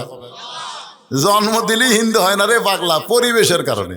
আবার মুসলমান জন্ম দিয়ে হিন্দুর বাড়িতে পালবা দিচ্ছে, 10 বছর পরে মুসলমান ছেলেকে ফেরত চায়। আপনারা বলেন তো, 10 বছর পরে হিন্দুর বাড়িতে মুসলমানের বাড়ি, উই কি আল্লাহ কবি না ভগবান কবি? তার মানে আপনারা কি বুঝলেন? জন্ম দিলেই হিন্দু মুসলমান হয় না, হিন্দু মুসলমান হয় পরিবেশের কারণে। ধরে কোন কথা ঠিক? বর্তমানে আপনাদের এই তাহেরপুর, এটা কি, এই গোড়াগাছি এলাকায় যে পরিবেশ চলতেছে, এই পরিবেশে আপনারা কি বুঝতেছেন? ছেলেগুলা যে হারে চলতেছে, ওমর ফারুক তার নিজের ছেলে মাতলামি করছে, তাকে মেরে 80টা দৌড়া মেরে দুনিয়া থেকে বিদায় করে দিচ্ছে। আপনি আপনার ছেলের দিকে তাকাবেন না, এই সারাদিন পর যখন বাড়িতে আসে, দেখেন তোর চোখের সাইজ কি, ওর চোখের দিকে তাকাবেন, বাবা হিসেবে আপনি দেখবেন না, কে দেখবে? আপনার একটা গরু যদি সন্ধ্যার সময় গোয়াল ঘরে না ওঠে, আপনি পাগল হয়ে যান, আমার গরু গেল কোথায়, আমার গরু গেল কোথায়? আপনার বউ হাঁস মুরগি ঘরাত না উঠলে সন্ধ্যার সময় লাইট দেয় ঘরে, আমার মোরগ গেল কোথায়, আমার মুরগি গেল কোথায়? তো রাত 10টা বাজে আপনার আইডিয়া কোথায়? এটা খোঁজা লাগবে না আপনার? এই খোঁজা লাগবে না? আপনি গরু ছাগল ঠিকই খোঁজেন, আপনি হাঁস মুরগি ঠিকই খোঁজেন, তা আইডিয়ার খোঁজ করবেন না? আপনার বেটা কুটি খোঁজ করবেন না? পর্যন্ত ওই বাহিরে থাকে, বন্ধু বান্ধবের সঙ্গে মাতাল হয়। বাবা হিসাবে এই সিদ্ধান্ত আপনার নেওয়া দরকার আছে না? কথা বলেন। আপনার মেয়েটা হাই হিল পরে কিলকিল করে গোটা পাড়া ঘুরতেছে, গোটা পাড়া। আগে তা অন্যা বুকের উপর রেখেছিল, এখন গলার মাফলা বানাতো, মাঝখান দিয়ে অন্যা দিয়ে দিয়েছে, দূরে লাইট খেলে জ্বলতেছে। তা আপনি কি মনে করেন ছেলেরা কি হিজড়া? এই কথা কন, ছেলেরা কি হিজড়া? সুন্দর নারী দেখলে পরে আমার দিল দেওয়ানা করে ওলে ওলে ওলে। এক নারী 10 জনের মনোযোগ আছে। এখন 10 টাকা ছাকা দিয়ে একটার সাথে যখন বিয়ে বসে ওরা তখন গাঁজা খায়। যখন কি খায়? গাঁজা খায়। আপনার মেয়েকে পরিমণি না মারায়া ফাতেমার চরিত্র দেন। আপনার ছেলেকে 10টা পর্যন্ত বাহিরে না রাইকা মাগরিবের সাথে কথা ঠিক না? এমনি সাইজ হবে। আল্লাহর বান্দারা একটু মনোযোগ দেবেন। আল্লাহর নবী জোহরের নামাজ আদায় করার জন্য মেহরাবের মধ্যে ঢুকছেন। এমন সময় এক ইহুদির বাচ্চা মসজিদের জানলায় গিয়ে বলতেছে, ও মুসলমানের নবী, আমার বাড়িতে আপনার দাওয়াত, আমার বাবা আপনাকে দাওয়াত দিয়েছে। সঙ্গে সঙ্গে নবী জানলার দিকে তাকায় দেখে ছোট্ট একটা বাচ্চা। নবী মেহরাব থেকে বের হয়ে ইহুদির বাচ্চাকে বললেন, বাবা নামাজ শেষ হলেই তোমার সঙ্গে আমি যাব। নামাজ শেষ হওয়ার পরে আল্লাহ নবী ইহুদির বাচ্চার সঙ্গে ইহুদির বাড়ির দরজায়, ইহুদি চিল্লায় বলতেছে, রে মুসলমানের নবী, ছোট্ট একটা বাচ্চা তোমাকে দাওয়াত দিল আর তুমি তদন্ত না করে দাওয়াত খাইতে আসলা। আমি ইহুদি, আমি মুসলমান নবীদের কোনোদিন খাওয়াই না, মুসলমানের নবীকে আমি কোনোদিন খাওয়াতে পারি না। নবী মন খারাপ করলেন না। নবী ছোট বাচ্চার দিকে তাকায়া হাসি মুখে ফেরত আসলেন। পরের দিন যখন আবার নবী ইমামের জাকাত গেছে, নামাজ পড়াবে, ইহুদির বাচ্চা বলতেছে, হুজুর ও মুসলমানের নবী, আজকে আমার বাড়িতে আপনার দাওয়াত, আব্বা কসম। নবী এসে বলতেছে, বাবা নামাজ শেষ হলেই যাবে। নামাজ শেষ করে বাচ্চার সঙ্গে যখন ইহুদির বাড়ির দরজার, ইহুদি বলতেছে, আপনার এতই খিদে, এই ছোট বাচ্চা আপনাকে দাওয়াত দেয় আর আপনি খালি দাওয়াত খাবার চলে আসেন। আপনি জানেন না মুসলমানের নবীকে আমি ভাত খাওয়াবো না, কোনো খাদ্য দেবো না। নবী কোনো মন খারাপ করলেন না, ছোট বাচ্চার মাথায় হাত দেয়া মুচকি হাসিতে নবী চলে গেলেন। তৃতীয় দিন কেবল মেহরাবের মধ্যে নবী ঢুকছেন, ওই বাচ্চা আবার জানলাত। উমর আর আলী কয়, কেরি 2 দিন নবী গেল, যেমন মুখ গেছে তেমন শুকনা মুখে আবার ফেরত হচ্ছে, আজও আবার দাওয়াত দিচ্ছে। এই আলী, নামাজ শেষ করে নবী যখন বাচ্চার সাথে যাবে, আমরা পিছনে পিছনে যাবো, দেখি নবীর সাথে কি হয়। নিরাপদ দূরত্ব বজায় রেখে নবী যখন ছোট বাচ্চা নিয়ে ইহুদির সামনে গেছে, ইহুদি দৌড়ে এসে নবীর 2টা পা চাইপা ধরে বলে, ওমা আরসালনাকা ইল্লা রাহমাতাল লিল আলামিন। একটা মানুষ কেমনে গোটা বিশ্ব জগতে রহমত হয়, আমি ইহুদিটা বিশ্বাস করতেছিলাম না। এই কারণেই পরপর 2 দিন আপনাকে অপমান করলাম। আমি মনে করেছি আপনি আসবেন না, কিন্তু আজও যখন এই বাচ্চার সঙ্গে আইছেন, আপনি সাধারণ কোনো মানুষ না। আমারে পড়ায় দেন লা ইলাহা ইল্লাল্লাহু মুহাম্মাদুর রাসূলুল্লাহ। রাসূল বললেন, ও সন্তানের বাবা, আমি তোমার দাওয়াতের কথা খেয়াল করি নাই, আমি একটা কচি বাচ্চাকে স্নেহ করেছি। জোরে কর না সুবহানাল্লাহ। রাসূল আমার ইহুদির কচি বাচ্চাকে স্নেহ করে, তার দাওয়াতে গিয়ে অপমান হয় তাও যায়, আর তুমি আমার তালহা সাহাবী হয়ে তোমার কচি মাসুম বাচ্চাকে রশি দিয়ে খুঁটির মধ্যে বেঁধে রাখছ। তোমার বাচ্চার অপরাধ কি? তালহা ছোট বাচ্চার মতন কান্দের, বলে রাসূলুল্লাহ, হুজুর আমার বিশ্বাস আপনি তদন্ত ছাড়া আমার উপর রাগ করতে পারবেন না। নবী শুনতে উঠছে, কি বলছে? হুজুর আমার বিশ্বাস আপনি তদন্ত ছাড়া আমার উপর রাগ করতে পারবেন। কথা কর না কেন, পারবেন না। নবী সুম করছে, তালহা দেখি তোমার রেজাল্ট কি? তালহা বলতে, হুজুর এই যে আমার বাড়ির দরজাতে একটা খুরমা খেজুরের গাছ দেখতেছেন, একটা খেজুরের গাছ। এই খেজুরের গাছ হলো একটা ইহুদির গাছ। আজ কয়েকদিন হলে গাছে খেজুর পাকিছে, রাতের বাতাসে পাকা খেজুরগুলো টস টস করে গাছের গোড়ায় পড়ে। আমি যখন আপনার পিছনে ফজর নামাজ পড়তে যাব, আমার ছোট বাচ্চা ক্ষুধার জ্বালায় হয়তো দরজা খোলা পাইয়ে বাইরে এসে ইহুদির গাছের খুরমা খেজুর খাবে। আমি একজন মুসলমান হয়ে আমার বাচ্চা ইহুদির গাছের খেজুর খাবে, হুজুর এটা আমার সহ্য হয় না। আমি আমার ছোট বাচ্চাকে কাঁধে করে মসজিদে যাওয়ার জন্য রওনা দিলাম যে আমার সঙ্গে মসজিদে নিয়ে গেলে ইহুদির গাছের খেজুর খাওয়ার পারবে না। কিন্তু মাঝ রাস্তায় যাওয়ার পর আমার ইমান বলতেছে, তাহলে হ্যাঁ, রাসূল কিন্তু বলেছে 7 বছর থেকে নামাজের তালিম দিবে আর 10 বছর থেকে জোর করে নামাজ ধরাবা। তোমার বাচ্চার বয়স হলো কেবল 4 বছর, জোরে কোন কয় বছর? এখন 7 বছরে তালিম দেওয়ার জন্য মসজিদে নিয়ে যাওয়া যায়, কিন্তু 4 বছরের বাচ্চা নিয়ে যাবে। তোমরা যখন রুকুর থেকে সেজদায় যাবা, তোমার ছেলে যদি মাথা তুলে কয় এ সবাই উপর হসে রে, এরকম বলতে পারে কি পারে না? কারণ আমি নিজে দেখছি ঈদুল ফিতরে অনেকগুলো বাবা, বুঝলেন, ঠিক সুন্দর করে জামাটা পোশাক পরে ঈদের নামাজে নিয়ে আইছে। আমরা যে সেজদাত গেছি ওরা 4-5 জন করছে এ উপর হসে রে, সব মুসল্লির হাসি, এমনকি আমারও পর্যন্ত হাসি বাড়াচ্ছে। আমরা কি উপর হসি না সেজদা দিছি? কিন্তু মাসুম বাচ্চার মুখ দিয়ে যেটা বাড়াছে এর মধ্যে অবশ্যই রহস্য আছে। কথা কন না কেন?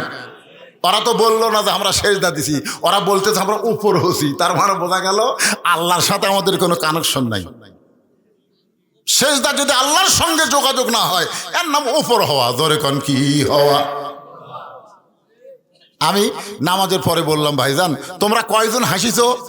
তো কয় হুজুর অনেকের মুখে হাসি, আমার মুখে হাসি আসছিল কিন্তু শব্দ হয়নি। ভাই আগামী ঈদে 4 বছরের নিচে 5 বছরের নিচে কোনো বাচ্চা মাঠে আনা যাবে না। 7 বছর তালিম দাও, 10 বছর থেকে জোর করে নামাজ ধরাও। তালহা বলে রাসূলুল্লাহ, মাঝ রাস্তায় গিয়ে চিন্তা করলাম আমরা যখন আপনার পিছনে নামাজে শামিল হব, আমার বাচ্চা যদি দুষ্টামি করে আমি কি করব? আমি আবার বাড়িতে আসলাম, বাড়িতে রাইখে গেলে যদি ইহুদের গাছের খুরমা খেজুর খায় আর মসজিদে নিয়ে গেলে যদি নামাজ নষ্ট করে দেয়, এই কারণে আমি রশি দিয়ে আমার বাচ্চাকে খুঁটির মধ্যে বেঁধে রাখছি। হুজুর আমি আমার ছেলেকে অত্যন্ত ভালোবাসি। ওমর ফারুক বলতেছে রশি দিয়া ছোট বাচ্চাকে বেঁধে রাখার মধ্যে ভালোবাসা কি? রাসূল বলতেছে, তালহা তুমি ঠিক বলেছ, যে বাবা সন্তানকে জাহান্নামের আগুন থেকে বাঁচাবার চায় ওটা হলো আসল বাবা।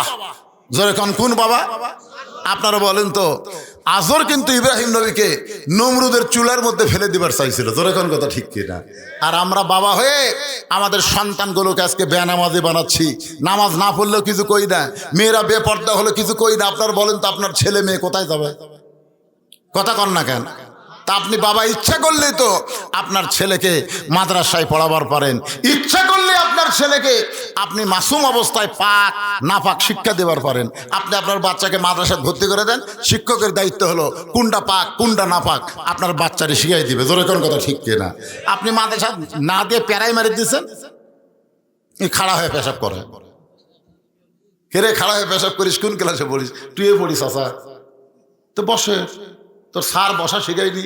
কই প্রাইমারি পেশাবখানা যায় দিকে আমার সারি খাড়া হয়ে করে, চাষা ওর সারি খাড়া হয়ে আমারে ওই বসবি। আপনি বাবা হয়ে কি করতেছেন? একটু মনোযোগ দিয়ে শুনবেন। রাসূল বলেন, তালহা আমি তোমার বাড়ির মধ্যে ঢুকবো, আমি নিজের হাতে তোমার ছেলে রশি খুলে দিব। আল্লাহ নবী বাড়ির মধ্যে ঢুকে নিজের হাতে তালহার ছেলে রশি খুলে দিয়ে বললেন, ও তালহা, ইহুদির গাছের খুরমা খেজুর থেকে তুমি তোমার সন্তানকে বাঁচাইছ। আমি নবী বলতেছি জাহান্নামের আগুন থেকে আল্লাহ তারে বাঁচায় দিছে।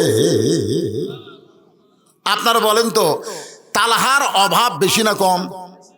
এত অভাব থাকার পরেও ইহুদির গাছের খুরমা খেজুর থেকে যদি তার সন্তানকে বাঁচায়, আজকে আমাদের চারিদিকে ভারত আছে, ইহুদি আছে, খ্রিস্টান আছে, নানা রকম প্রলোভন মুসলমানদের ইমান রক্ষা করার চেষ্টা, ইমানকে নষ্ট করার চেষ্টা করতেছে। জোরে কোন কথা ঠিক কিনা?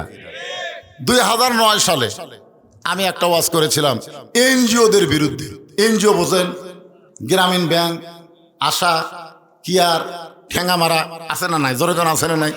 আপনারা বলেন তো, আগে সুদ খালি ব্যাংকে ছিল, এখন প্রত্যেকটা পাড়ায় পাড়ায় সুদের রাজত্ব চলতেছে। কথা কন না ভাই, কথা বলেন। আপনারা সুদ খাওয়া কি ছোট গুনাহ না বড় গুনাহ? কত বড়? আল্লাহ রাসূল সুদের নিম্ন পাপ বলতে গিয়ে প্রথম পাপ বলেছে, সুদের বড় পাপ হলো আল্লাহর সঙ্গে যুদ্ধ করা, কিন্তু নিম্ন পাপ বলতে গিয়ে রাসূল 3 বার মুখ ধরছেন, 3 বার। সাহাবারা বললেন হুজুর পাপের কথা বলতে গিয়ে আপনি মুখ ধরেন কেন? রাসূল বলে যদি ভাবির সঙ্গে হতো, ভাবির সাথে, শালীর সাথে, কিন্তু না, মায়ের সাথে। নাউজুবিল্লাহ কবেন না, নাউজুবিল্লাহ কবেন না। যে সুদের 1 টাকা খায়, নিজের মায়ের সঙ্গে 42 বার জিনা করার গুনাহ হয়। আরো জোরে বলেন নাউজুবিল্লাহ। এই নাউজুবিল্লাহ বলতে কি হয়? কোরআন দিয়ে যখন বাংলাদেশ চলবে, সমস্ত সুদকে কবর দেওয়া হবে, যাকাত ভিত্তিক অর্থনীতি চালু হবে। জোরে কোন কথা ঠিক কিনা? এই জন্য নামাজ কায়েমের সাথে সাথে ওয়াতাও যাকাত, যাকাত ভিত্তিক অর্থনীতি চালু করার কথা কোরআনে আছে না নাই? জোরে কোন আছে না নাই? হ্যাঁ ভাইজান, খালি নামাজ চললে হবে না, যেখানে নামাজের কথা সেখানে যাকাতের কথা আছে। কতক্ষণ আছে? এই ওটা বসা করতেছেন কেন? যারা উঠতেছেন টাকা দেন তো। মসজিদের জানলা লাগবে, কয়টা জানলা? কয় জানলা? তোমার থুসে কয়টা? 8টা জানলা। মসজিদের সভাপতি কে রে? কোনটা?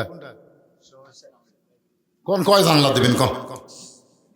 আচ্ছা আপনারা বলেন তো, দরজা জানলা যদি না থাকে এটা একটা ঘর হলো? এ কতক্ষণ লাগে? দরজা আছে, দরজা রাখছে কিন্তু লাগাইনি, তখন কি হবে? আমি মসজিদের সভাপতি সাহেবকে বললাম 2টা জানলা দেন তো দেখি। 1 জানলা কত হাজার টাকা লাগবে? আল্লাহর ঘরে জানলা, নিজের ঘরে জানলা আছে, আল্লাহর ঘর নাই, একটা আফসোস তো করার কথা, কষ্ট থাকার কথা। ভাই বলেন আপনি কয় জানলা দেবেন বলেন? সভাপতি সাহেব যা পারবেন খুশি খুশি বলেন। মাশাআল্লাহ, লিল্লাহি আকবার। 8টা জাহান্নাম। কয়টা জাহান্নাম? নাউজুবিল্লাহ, 7টা। ধরে কোন কয়টা? 8টা জান্নাতের মধ্যে একটা জানলা লাগাই দিছে আল্লাহর ঘরে। আল্লাহ তাকে 8টা জান্নাতের একটা দরজা কবুল করে না। ধরে কোন আমিন। ছেলে একটা বিদেশে আছে, আল্লাহ কামাইয়ের বরকত দিও। একটা ছেলে চাকরি করতেছে, আল্লাহ চাকরির মধ্যে বরকত দিও। সকলে বলে আল্লাহুম্মা আমিন। মসজিদের সেক্রেটারি কে ভাই? সেক্রেটারিরা আপাতত কে দায়িত্ব আছে? আপাতত কারোর উপর তো দায়িত্ব দেওয়া আছে। এ পোস্ট তো ফাঁকা তুলে হবে না। কোন আঙ্গে? এটাই। তুমি তো কলেজে চাকরি করো বাজান, 2টা জানলা দাও বাবা, কি করবে? আল্লাহর ঘরে সভাপতি আর কথা হলো, প্রধানমন্ত্রী আর প্রেসিডেন্ট, আপনার বলেন তো কার গুরুত্ব বেশি? কিসের প্রেসিডেন্ট? প্রেসিডেন্ট এখনো আছে, প্রধানমন্ত্রী পল আছে, আওয়ামী লীগ শেষ। জোরে কোন কথা ঠিক কিনা? তো সভাপতি হলো প্রেসিডেন্ট আর সেক্রেটারি হলো প্রধানমন্ত্রী। একটা যাক, তাও তো আছে, 2টা না ছেলে একটা অর্ধেক দিল। লিল্লাহি তাকবীর। মসজিদের সেক্রেটারি একটা জানলা, জোরে বলেন মারহাবা। কেশিয়ার কে? কেশিয়ার? এ ভাই কেশিয়ার নাই?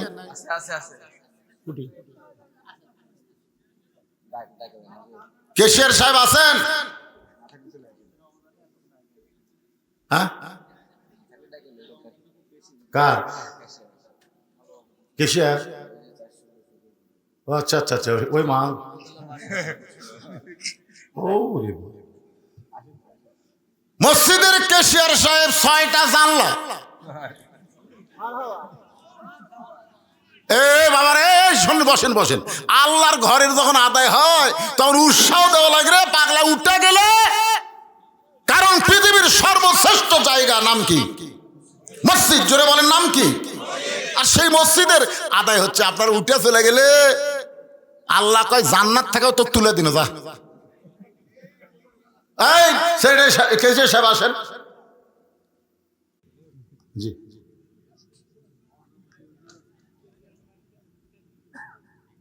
ঘোড়াগাছি মানবিক উন্নয়ন সংস্থা 10,705 টাকা। জোরে সরে বলেন মারহাবা। এই টাকা তো একটা জানলা হবে, কি কম হবে না? হ্যাঁ, একটা জানলা 20,000 করে লাগবে। ওরে বাবা রে, কে এরাই? এই ছেলেরা সার্বিক শ্রম দিচ্ছে মাহফিলের সৌন্দর্যের জন্য, আবার 10,750 টাকা দান করেছে। আমরা তাদের জন্য একটু জান্নাতের দোয়া করতে পারি না ভাইজান? আল্লাহ যেন তাদেরকে জান্নাতি 5 ওয়াক্ত নামাজি কবুল করে। জোরে কর আমিন। ক্যাশিয়ার আপনার কথা শুনে ফোন দিয়েছে 50,000 টাকা রিংলা দিতে। এই তো তাহলে আড়াইটা হলো। 20,000 করে যদি হয় 50,000 দিলে কত হয়? আড়াইটা হলো। আড়াইটা জানলা, আমি তো জানলা চাইছি রে ভাই। আর এটা তো হবে না। হ্যাঁ, আর এটা হবে। আড়াইটাতে হবি না, আরো 10,000 দিয়ে 3টা করা লাগবে। আপনারা কি কন? যে 50,000 দিবার পারছে সে আর 10,000 পারবি না? জোরে কেন পারবে না? লিল্লাহে তাকবীর। কেশর সাহেব 3টা জানালা জোরে বলেন মারহাবা। 8টার মধ্যে কয়টা হলো? 5টা হয়ে গেছে। আপনারা বলেন 5টা যদি হয় আর 3টা হবে না?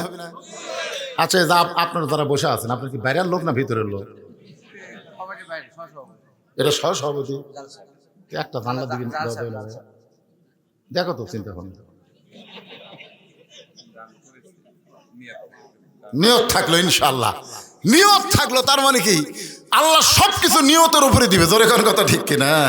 ইন্নামাল আমালু বিন্নিয়াত। নিয়ত থাকলো হুজুর। তাহলে 6 নম্বর হয়ে গেছে। লিল্লাহে তাকবীর। এখন আপনারা বলেন 6টা জানলা লাগালে 2টা না লাগালে কেমন হয়?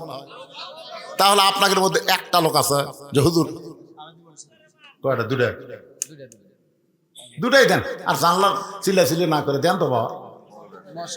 মৎস্য ব্যবসায়ী, মাছের মধ্যে বরকত দেওয়ার মালিককে কথা বলেন না কেন?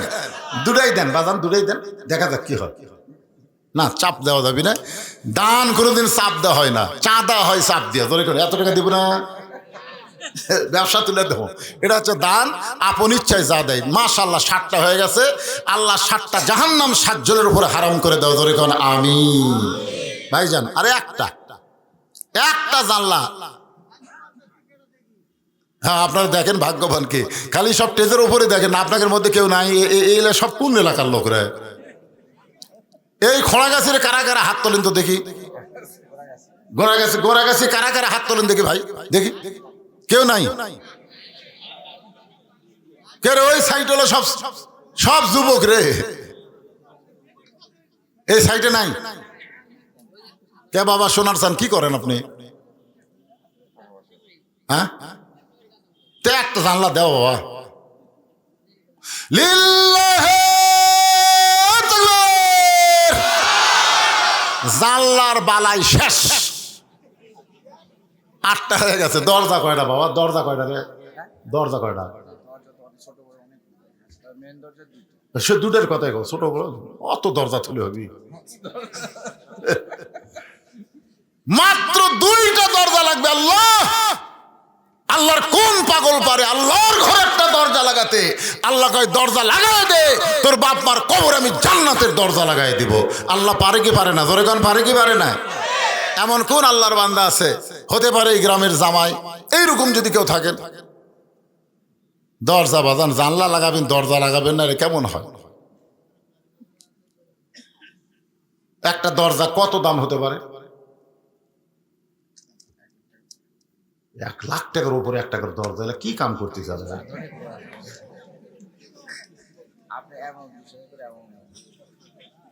আচ্ছা, দরজার জন্য 1 লাখ টাকা না, 10,000 করে আপনারা একটু নিয়ত করেন যে হুজুর আমি দরজার জন্য 10,000 টাকা দেবো। বিলের মধ্যে ইরির ধান হলে দেবো হুজুর, এখন টাকা পয়সা নাই, আবাদ হলে দিব। এই নিয়তে বলেন বাবা। লাগবে না? আল্লাহর ঘরের জন্য দরজা লাগবে তো। হ্যাঁ, উপস্থিত তো আদায় হবে। এই মাহফিল কমিটির ছেলেরা তোমরা কোথায় বাজান? এই চাদর নিয়ে একটু ভিতরে যাও তো। 10, 20, 50, 100 টাকা অনেকে দিবার চায়, কিন্তু আমরা না যাওয়ার কারণে তারা দেওয়া থেকে বঞ্চিত হয়। তোমরা একটু তাদের কাছে যাও, সকলের কাছে যাও। এই ছেলেরা কোথায়? এই যাও, চাদর না পিছন দিকে যাও। আগে পিছন দিকে ধরা লাগে, যাও। হ্যাঁ, যেদিক দিয়ে মাঠ যায় ওই দিকে আগে ধরা লাগে। যাওয়ার রাস্তা থাকে ধরো। 10, 20, 50, 100 টাকা যে যা পারবেন দান করবেন। আল্লাহ সকলের দানকে আল্লাহ আপনি কবুল করেন। এখন পর্যন্ত মসজিদ কমিটির যারা আছে, মসজিদের মুসল্লি যারা আছে, দান ব্যাপারে যারা এখনো বিরত আছেন, সবাইকে অনুরোধ করব, জীবনের শেষ দান মনে করে, শ্রেষ্ঠ দান মনে করে আল্লাহর ঘরে দান করেন। আমার কমিটির সদস্য সবচেয়ে ধনী গ্রামের মধ্যে টাকা পয়সা। কোনটা সবচেয়ে ধনী, সবচেয়ে ধনী ওর সময় অর্থনৈতিক কারণ এ বাজান এই সবচেয়ে ধনী লোকের দানটা শোনা যায় না এরা পাগলা মসজিদের উন্নতি গল্পে মাহফিল খালি ওয়াজ করলে হবে আপনারা লাভ দিয়ে উঠেন কেন ভাই রে বাহিরের লোকেরা তো আপনাকে গ্রামের মসজিদ দয়া করবে না বুঝেন না এরা ওয়াজ শোনার তালত আছে আপনারা যারা গোড়া গাছের লোক তারা দেরি করেন কেন বলেন একটু বাড়ান কি করেন আগে দিয়েছেন 5,000 আবার তাহলে 15,000 দেন তাহলে 20,000 না জোর করে ধরা যাবে না উনি নাম কি ওনার আব্দুল হান্নান সাহেব 10,000 খুশি হননি আপনারাই ভালো ছিলেন আব্দুল হান্নানের খবর কি কেমন খবর চেতে না তো 1 লাখ 1 লাখ তাও বলে কম আমরা দোয়া করে দেবো আল্লাহ তার ব্যবসা বাণিজ্যের মধ্যে বরকত দেখ মাছের ভিতরে বরকত দেখ জোরে কোন আমিন ভাইজান এখন আপনারা বলেন এই যে এনজিও গুলো আমাদেরকে দয়া করে আমাদেরকে মহব্বত করে এক এনজিও বলেছে হুজুর এনজিওর বিরুদ্ধে কোনোদিন ওয়াজ করবেন না আমি একটা দৃষ্টান্ত দিলেই আপনারা বুঝতে পারবেন একটা লোকের 2টা বিয়ে করছে একটা লোক 2টা বিয়ে করছে আপনারা বলেন তো 2 বউয়ের সম্পর্ক ভালো না খারাপ কথা কন না কেন 2 বউয়ের সম্পর্ক ভালো না খারাপ আল্লাহর কি কাম 2 বউয়ের একই সাথে 2টা বাচ্চা হয়েছে 2টা ছেলে সন্তান হয়েছে কিছুদিন পরে এলাকার মধ্যে খবর হলো যে সতীন তার নিজের সন্তানকে মাটিতে রাখে আর সতীনের সন্তানকে কোলে নিয়ে আদর করে গ্রামের লোকজন বলে এটা সত্যি না সতীন তার সতীনের সন্তানকে আদর করবে আর নিজের সন্তানকে মাটিতে রাখবে এইটা কখনোই ঠিক না এক মেয়ে বলতেছে আসল রহস্য বের করবার গেলে ভিতরে ঢোকা লাগবে ভিতরে ঢোকা দেখে নিজের সন্তান মাটিতে কাঁদতেছে আর কোলে নিয়ে বলতেছে এটা কার বলে আমার শত্রু সতীনের সন্তান তো নিজের সন্তানকে মাটিতে রেখে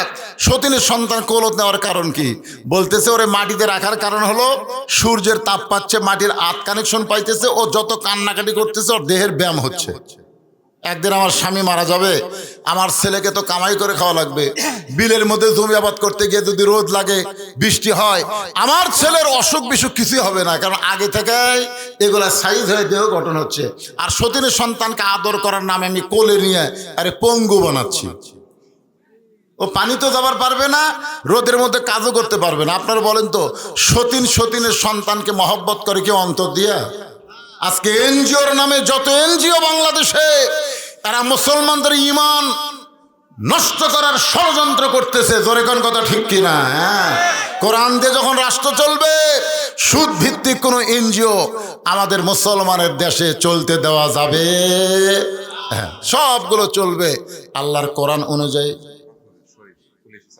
পুলিশের চাকরি করে নগদে 5,000 টাকা দান করেছে ওনার নাম কি শরীফুল ইসলাম আল্লাহ শরীফুল ইসলামের দানকে আল্লাহ কবুল করে উনি মনে আসেননি তাই না শরীফুল ইসলাম আইসে কে বাবা শরীফুল ইসলাম এই কোথায় রে পুলিশের চাকরি করতেছে তাহলে বোঝা যাচ্ছে তুমি লাইনত আছো আজকেও রাজশাহী থেকে অনেক পুলিশকে অব্যাহতি দেওয়া হয়েছে জোরেগণ ঠিক কিনা আজকেও এর আগেও তো একবার দিছে আবার আজকেও দিছে মানে এরা টাকা দিয়া বুঝছেন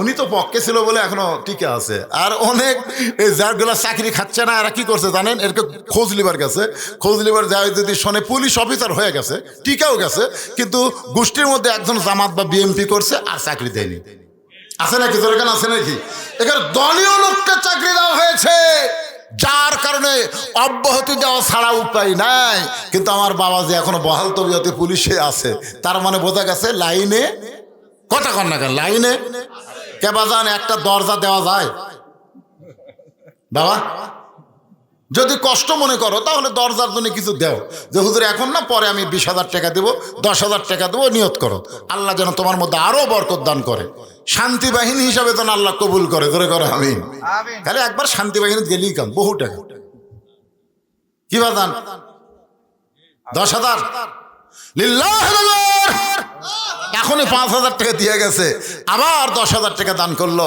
আল্লাহ তাকে কবুল করেন জোরে কোন আমিন আসতে পারছে না, এখানে চায়ের দোকান করে। আপনার ওয়াজটা খুব সুন্দর, মানে সুন্দর লাগছে। উনি ফোন দিয়ে আমাকে বলছে যে হুজুর কেমন আর 5,000 টাকা পয়সা দিতে হবে। এখানে চায়ের দোকান, আসতে পারে নাই, ওয়াজটা খুব ভালো লাগছে, এই জন্য ফোন দিয়ে বলেছে আমি 5,000 টাকা দিলাম আল্লাহর ঘরে। নাম হলো জসিম উদ্দিন। আল্লাহ তার দানকে কবুল করেন, জোরে কোন আমিন। আরো জোরে বলে আল্লাহুম্মা আমিন। দেখেন আপনার চেষ্টা করলে দুটা দরজা কোনো ফ্যাক্টর না, হতে পারে ইনশাল্লাহ। আমার মা বোনেরা যারা পর্দা আছে, মা বোনদের কাছে গামছা লেগেছিল গেছে, আমার মায়ের আল্লাহ রাস্তা দান করবেন। আমি দোয়া করে দেব আল্লাহ খাদিজাতুল কুবরার সঙ্গে যেন মা বোনদেরকে জান্নাত দেয়। মেয়েদের মধ্যে উঠছে একটা তাকবীর দেন তো দেখি, লিল্লাহে তাকবীর।